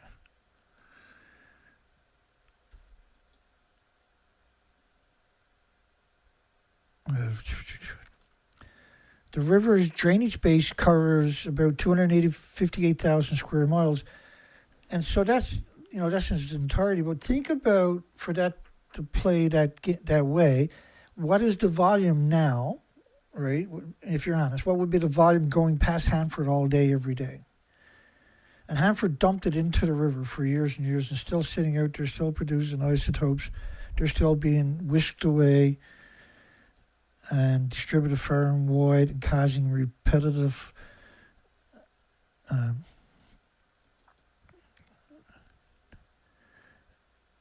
distributions, right, over long, continuous. And these rivers are so big and so wide and so much of it, they actually make their own rain clouds. So you're liberating the isotopes from the river into the surrounding environment in many different ways. The reactor sits about 300 years from the Columbia River, right? The K West reactor is the 8th of the 9 Hanford plutonium production reactors along the Columbia River. In eastern Washington, that will be cocooned or put into temporary storage for 75 years, allow the radiation in the core to decay, because they weren't meant to be. The lower level for permanent environmental cleanup solutions attempted. Well, you can't clean up Hanford. You already estimate it's another $700 billion just to mitigate what you could mitigate. Right? 90% of the money stolen through administration on top of that, or put into temporary storage. It'll be temporary storage forever. You can't contain it. You can't claw back what you dumped and released and everything else, and deliberately dumped into the ocean. Even today, they won't even. This is incredibly radioactive stack. This is a hideous. This is why they left it for 7 years. This is incredibly radioactive. And this is the worst way. This is the worst solution. They should be doing what Japan tried to do, is build a machine that can clamp onto it, will chunk it off and take it down in big chunks. To go this route is just a coward thing to do. It's because there's no incentive not to be evil. At the end of the Cold War, the 2 reactors attached fuel storage basins were called back into service to store 2,300 tons, which is 4,600,000 pounds of highly radioactive irradiated fuel underwater. That water boils off at least 120,000 liters out of each pool each day. Each liter is an absurd amount of isotopes into it that's now liberated into the environment to attack anything with replicating cells. Of highly radioactive irradiated fuel at the end of the Cold War. And we're talking about fuel. the splitting atoms directly into the environment. 4 million, that they acknowledge, 4,600,000, which the end of the Cold War was in the 90s. I got it there, actually, I think. Oh, here we go again, right here. Yeah, the end of the Cold War, 1991.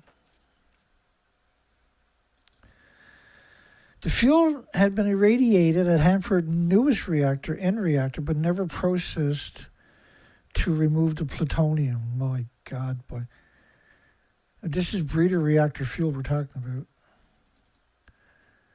How much nuclear fuel did Hanford nuclear site process for plutonium? Which is well known. So they were producing, the Hanford first large-scale plutonium separation facility, which is separate from the reactors, was designed to extract about a half a pound, 250 grams of plutonium, from 907 kilograms, over 1,800 pounds, of irradiated fuel. So fuel rods, the reactor core, a day. So they would get half a pound of plutonium a day from, and now they had 3 of those facilities, was it? Hanford produced approximately 67 metric tons of plutonium, folks. 67 metric tons. For U.S. weapons program between 1944 and 1947, which is 268,000 tons of irradiated uranium, which is 268,000 tons of fuel rods. This is absurd. This is an absurd number. This is absurd. So they weren't leaving it in the reactor very long before they were taking it out and sending it to the harvesting site, right? Which was right there alongside them, obviously. 268,000 tons. That's 536 million pounds, my goodness. This is just one site. This is finished product. This is plutonium.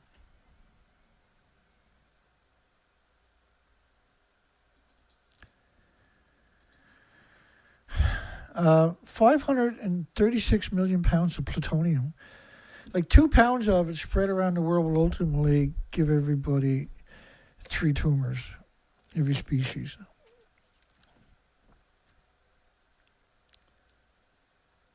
£536 million at just this one site.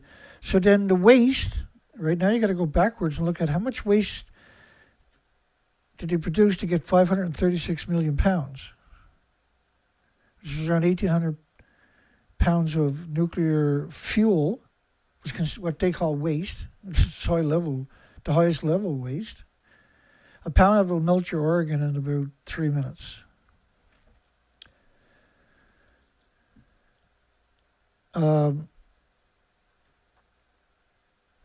So we multiply it by 6, 1,600,000. What am I doing here, Dana? I thought I had all this stuff labeled.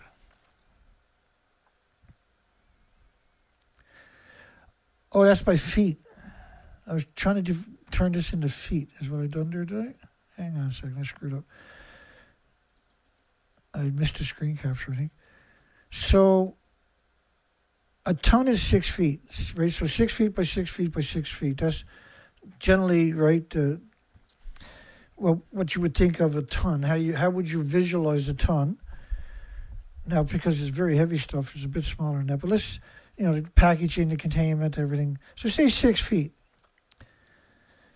is 1.6 million feet, which is 321 miles of fuel rods. That's 6 feet by 6 feet by 6 feet. That's past the space station, for instance, of just pure fuel. Like, if you try to down blend that, that's going to go to the moon a couple of hundred times. 268,000 tons of irradiated uranium, and 67 metric tons. 1 ton of spent uranium is half a pound, is 1/4 of a kilogram, half a pound. So 2,000 pounds per kilogram. So you can do the math pretty straightforward. It gives a reasonable order of magnitude pictures. Hundreds of thousands of tons of uranium fuel were irradiated and chemically processed. So to extract the half a pound from a ton of fuel, you have to liquefy basically the fuel. So you take a ton of fuel. So imagine how much acid this industry has actually went through, the crazies, and turned it into nuclear waste by proxy, of course. Everything it touches now is nuclear waste. Everything it breathes on is nuclear waste. Everything it splashes on is nuclear waste. Hanford's decades of plutonium production generated 56 million gallons. Now, we know that's not true. If you go read the story, The Radioactive Legacy, or no, that's the next story. Okay. Now, this is about a book. Now, I put this in there to remind you that there's actually 450 billion gallons of the same liquid was dumped into the soil in over 40 miles of unlined trenches. In addition, so Hanford, so let's look at these statistics. Because the 450 billion gallons, people like that, your mind kind of goes, right there. It's so hard to get past that. Today, there's 200 square miles of aquifers beneath Hanford is also contaminated. 200 square miles. Like 200 square miles, because you produce so much. Every time it rains, all the winters, heavy snow, all this stuff is getting washed deep into the earth, into these aquifers. They've had nuclear meltdowners that burned hole into the earth right to those aquifers. And those aquifers are absurd amount. These are aquifers that are feeding a lot of the communities and farms hundreds of miles down towards the Pacific Ocean. These aquifers run all the way down to the coastlines. Right, so they contaminate all kinds of other waters.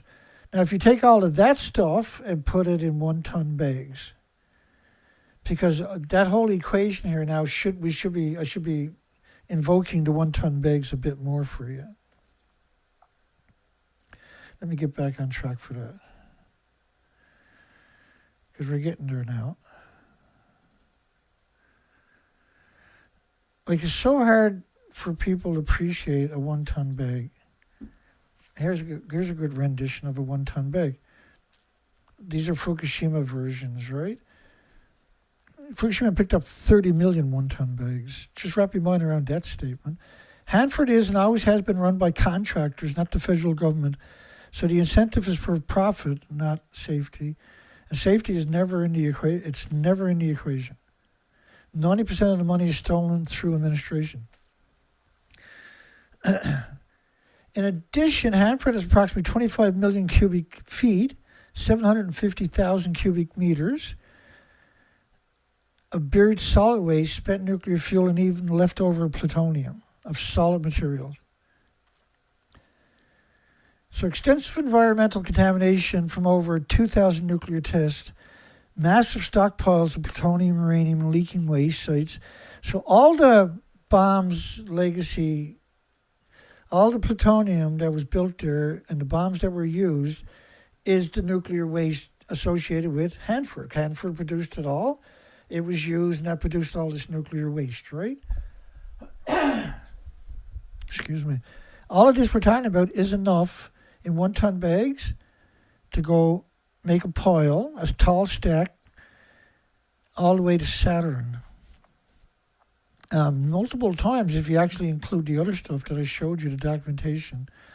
So if you put everything in 1-ton bags, and there's a big history for 1-ton bags we got to rely on now. It's called, Japan picked up 30 million. They had 150,000 sites full of 1-ton bags. 150,000. Here's some pictures are good or some are not.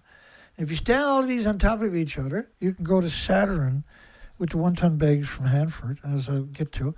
The public was not alerted that the 200 different radionuclides were coming airborne as a function of normal processing, and ended up contaminating at least 750,000 square miles. 750,000 square miles.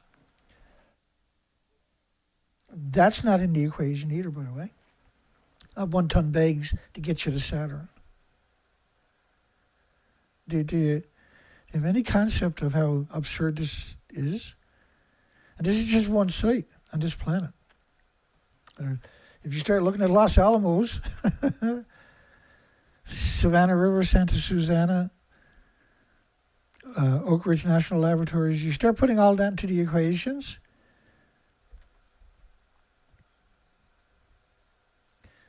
it's beyond any concept of what the word evil actually. You have to make up your own word for it. It's that evil. 750,000 square miles from the fallout, airborne fallout of normal processing. So they're not talking about the 9 reactors, they're talking about the 3 processors, right, that are liquefying, boiling the fuel 2 tons a day to extrapolate a half a pound of plutonium for nuclear weapons. The pollution created by that is absurd. So if you take the 750 square miles and dig up all the topsoil and plants and trees and put them in 1-ton bags, you can go to Saturn and back multiple times ultimately. And a tremendous amount of water required to keep the reactors cool. 75,000 gallons per minute, 24 hours a day, pumped out of the Columbia River, runs through the reactor, which makes it radioactive, and then it's held in a basin for a few hours. How's that going to work? Where are you going to store it? What basin are you talking about? You can't hold it in the basement. You'll have all this sediment collecting in the basement. It'll be even more radioactive. It's the worst scenario. It's the worst thing you could have done. So it had to be going direct. Tell me they're never done. Put it in a basement, a basin where heavy materials are sinking down. And then when you got floods and snowstorms and rainstorms, all of that heavy stuff is getting washed out into the Columbia River. Big pulse events. Please tell me you're not doing that. Why do I think that that's exactly what you're doing, I wonder? I gotta take a sip of my tea.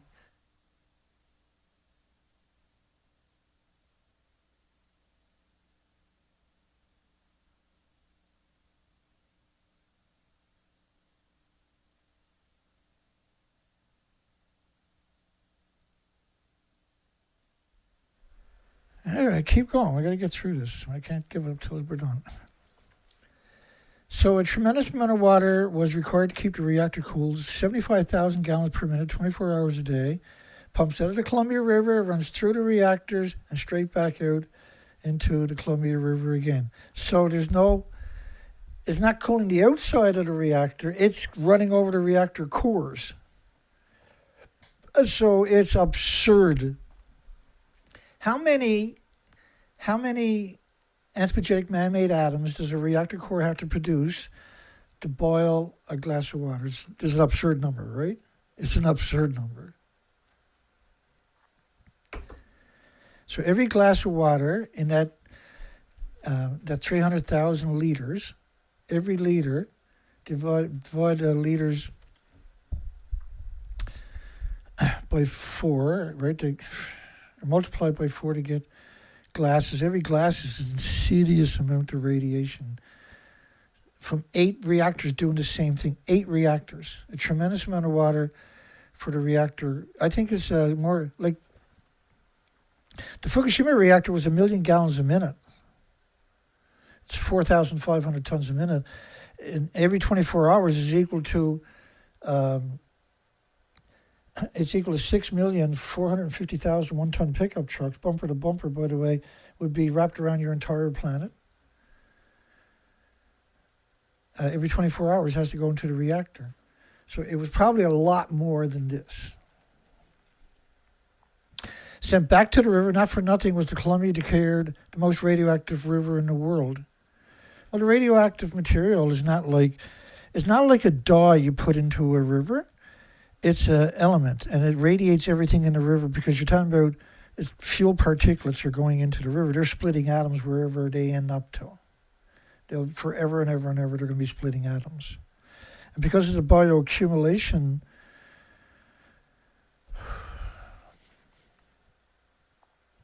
so the reality of it is you can if you captured all of that and put it in 1 ton bags, you have a row of 1 ton bags all the way to Saturn and back to Earth about 450 times. That's what and calling it tainted and talking about soil, the soil too. You can't, things that radiation touch are not tainted, they're radioactive. Over its lifespan, nuclear production discharged 450 billion gallons of radioactive liquids into the soil. These are not radioactive, this is radioactive sludge. The radioactive liquid was going directly back into the Columbia River, as I just showed you. This stuff is actual sludge. This is the same stuff that's going into tanks that they've been trying for 40 years, hoodwinking you for 40 years, saying, oh, we'll get there. We're going to make, what is it again? Glass? Yeah, glass. They're going to put it in glass. Shut up and pay your taxes. Today, 200 square miles of the aquifer beneath Hanford is contaminated. 53 million gallons of radioactive waste remains stored at 177 leaked. In addition, Hanford has approximately 25 million cubic feet, 750,000 cubic meters of buried nuclear waste, spent fuel, and even leftover plutonium. What? It's not even downblended? Hanford has approximately 25 million cubic feet. A tremendous amount of water was required to keep the reactors cool. 75,000 gallons per minute for each reactor, 24 hours a day. Pumped out of the Columbia, run through the reactors, which makes it radioactive.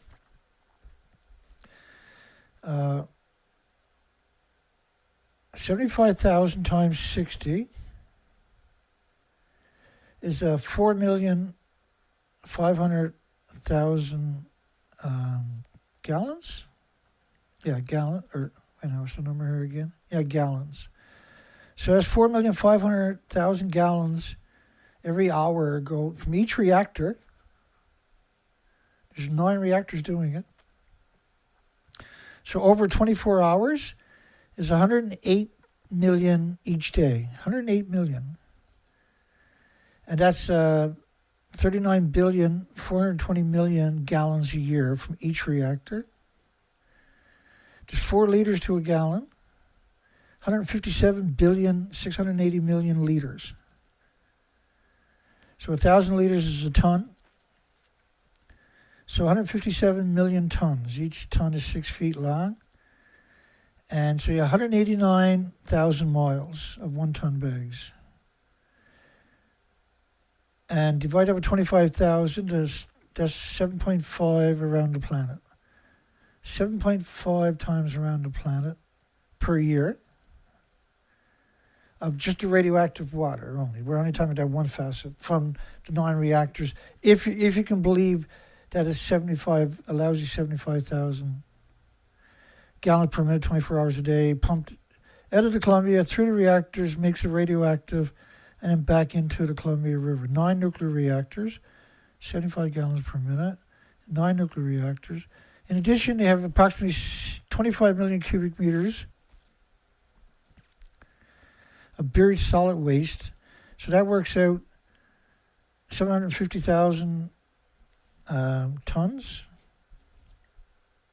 Yeah, cubic meters, which is a ton. 4.5 million feet divided by 5,000 feet is 900 miles. And then 450 billion gallons of radioactive liquids into the soil. Divide that by 4, multiply it by 4 rather, because it's gallons to get liters, 1.8 trillion liters. Divide that, multiply that by 6 to get feet, which is 10,800,000,000. Divide it by 5,000 feet to get miles, which is 2,160,000 miles, which is 86 times around Earth. And the moon is 238,000 miles away. So 2,350,000 miles of 1 ton bags of nuclear waste is enough for 1 ton bags of nuclear waste to stretch past the moon 9 times. Go to the moon and back 5 times. So the International Space Station, 250 miles above, divided into that is 9,400 times bags to there, and in acres, I think that would work out to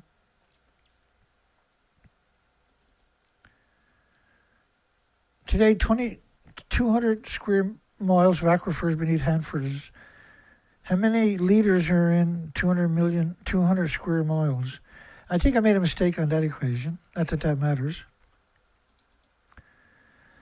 So it's not actually 200 miles deep and 200 miles across, right? I made a mistake in that one, I think.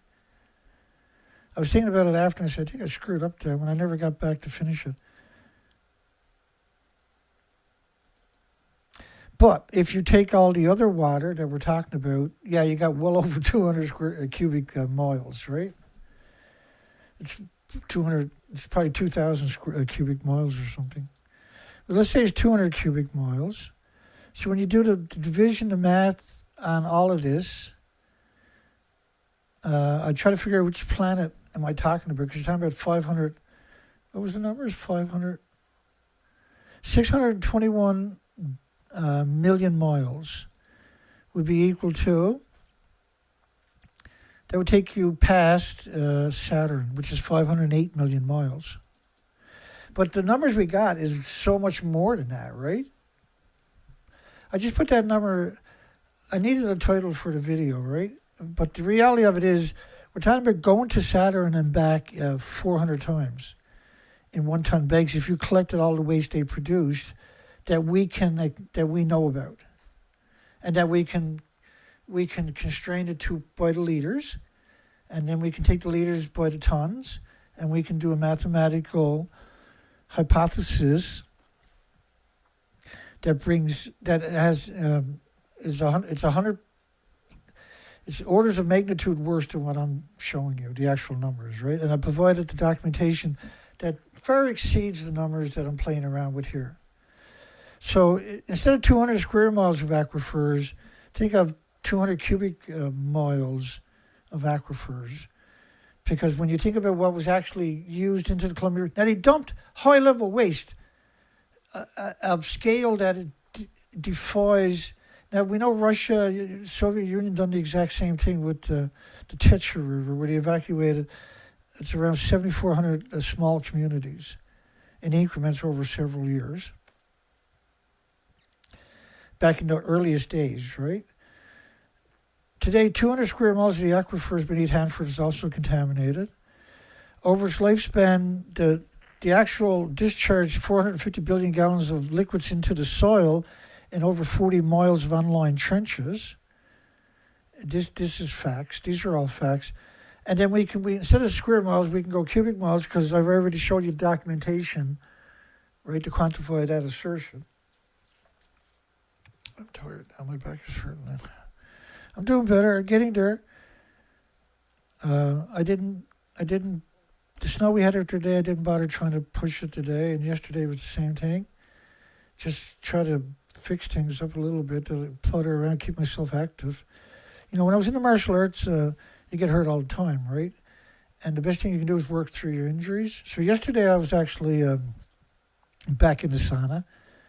Back under the red light therapy, under the grounding mats and stuff like that. I've been down and out for 3 weeks or something. I can't do anything. And it's too cold to heat up the room where the sauna was too, right? So not that I could use it anyway. And then 2 days ago I was in the sauna. Today I was back in the sauna again. I had to skidoo out for a little run today. I've had to skidoo out probably 6 or 7 times in the last number of weeks in good weather, good conditions, for just less than an hour, and see if I could find any birds at all, let alone prints in the snow. Let's see if I can spot any birds. I never spotted a single one. And we're in the biggest migratory spot on the planet on top of this, so you expect to see something. 53 million gallons of radioactivity, in addition, Hanford approximately 25 million cubic meters. Now, like, that stuff they buried in the soil probably produced enough to go 1 ton bags if a contamination from the rainwater that went over it and down to the aquifers. The whole site is just a hideous nightmare that they pay corporations to pretend that they're accomplishing things, and then they're able to look the other way and scream nuclear renaissance. It's just not tenable. A tremendous amount of water was required to keep the reactor cooled. 75,000 gallons per minute, 24 hours a day, goes straight through the reactor core, its core, physical core, in contact with the core, that are splitting atoms, sucks up those atoms and drags them out the other side and back into the Columbia River, is just unconscionable. But it was one thing to do it for their almighty weapon, but to keep doing it after war was over, you evil, just evil. That's just evil. I'm heartbroken with their revelations. The water would pump out of Columbia, run through the reactor, which made it radioactive, and then pump right back in. The scale of the pollution hemorrhaged, flooded out of Hanford into the air, water, and earth. We don't really cover the air very much. We did a little bit. And the earth, not very much, but a little bit. But the water are truly appalling.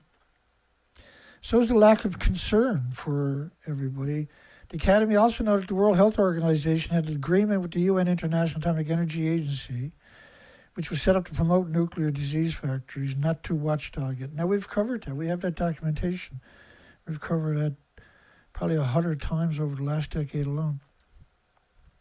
Frank ends the book by discussing the future of Hanford. So yeah, all of this was from a book.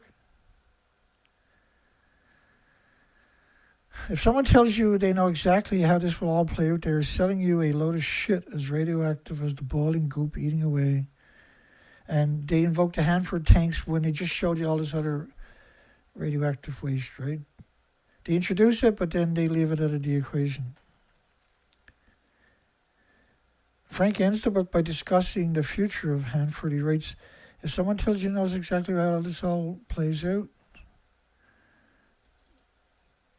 nobody knows what is going to happen. Few knows what's really going on out there. I think we've done a pretty good extrapolation tonight. I think we've done the only extrapolation in history that really articulates the insanity, the madness, the brutality of what they got done to us now.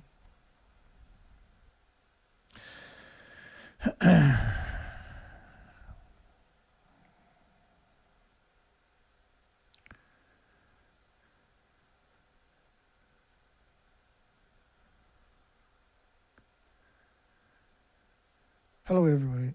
Hugs for everybody. That's her. That's it. That's all of it. That's what we got.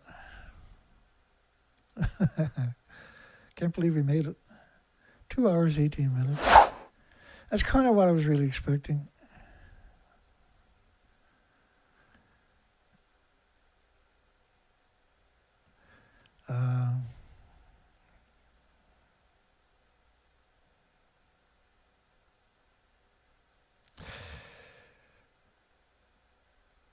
I'm not sure how next week is going to play out. I'm hoping to start doing shows. I'm not sure if I'll get 5 a week, but start getting more shows out each week. It's not that I lost momentum. It's just that I lost momentum because I'm hurt, right? As I get better, I'll come back. I should have changed out my seat. My seat's not the best chair for me. Doing these shows is madness too. Because these shows kind of remind you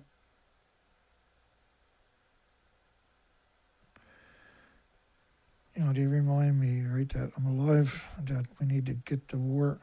This industry's gone to war against you. It's been a war against you for 80 years. And it's using the sneaky radioactive fallout that infests everybody with this atomic plague. I'm doing the best I can. Shout out for Colette, who donated $130 to me yesterday or the day before. And I'm going to go out the weekend, tomorrow or next day. And we got parts ordered in that are going to show up for the truck, the fuel pump ordered in. And I'm super happy about that. What else? Anyway, we're still trying our best here. We got absurd amount of shows ready to go that I don't know how the hell we're ever going to get there. I'm still grabbing. But I mean, this was when I done this story. I'd done this story 4, 5, 6 days ago, with the intentions of doing this next because it's such an important story. Like the last show on the insects and all the shows we just done on the whales. These were super informative, super and focused, right? I should use that word, I guess, to help tell that story. I posted a video of Dennis Kine in my video section. We're in the live section right here a few hours ago, and so tomorrow when you get a chance you might want to go watch that one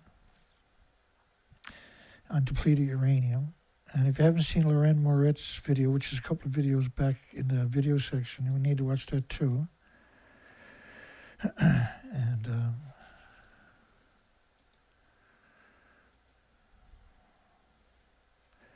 I think I'm back to where I want to be. I'm way up above that, actually. Let me come back down. I like when I end my shows, I like being it. Now, that person died that day, right? There's no way he survived that. There's no way he survived that.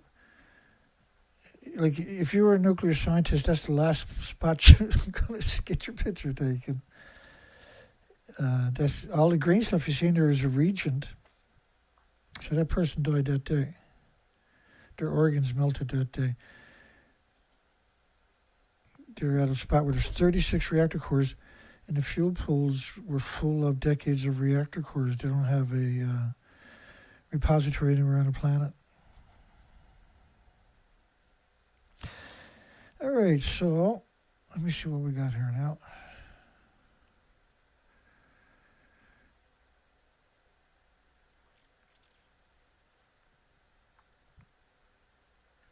James put out a is for Atom video.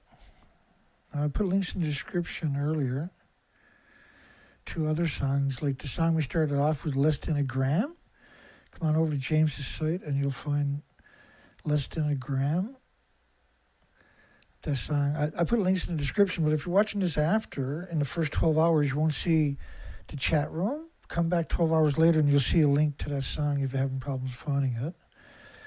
The rare enough nuclear lucidity, that link was in the description too, at the beginning of the show. I'm going to play this one tonight. And there's that Nuclear Iran is a really good visual, really good song going on there.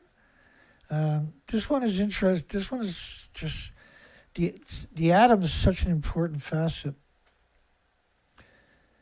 And so I'm going to play that for a closer tonight. And I'm not sure how, as long as I don't re-hurt myself this weekend, I got to get out and pick up some supplies. Haven't done nothing for weeks and weeks, Rich, and all that. I went out and got some supplies once, stocked up. Thank goodness. And I'm going to do the same thing in tomorrow or the next day. Get out and pick up some supplies so I don't do anything stupid, right? But yeah, we have a lot. I don't know about anybody else, but we've had snow almost every single day. We had snowstorm. We had blizzard after blizzard. It's been brutal. I'm busted up. I'm good. I'm in good humor though. I'm coming. I'll get back to speed soon. Have a great night. Hugs for everybody. See everybody on the next one.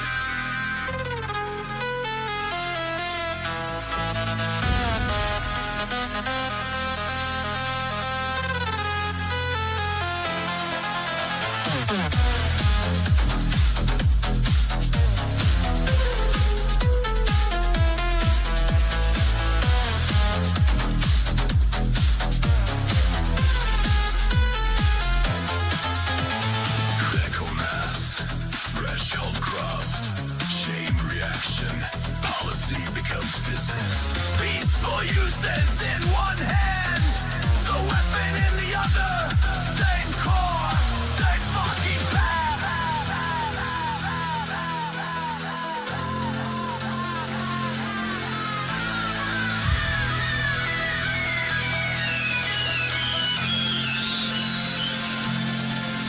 If A is for Adam, B is for bureaucracy. If A is for Adam, C is for complacency. If A is for Adam, B is for the death it brings. If A is for Adam, B is for bureaucracy. If A is for Adam, C is for complacency. If A is for Adam, B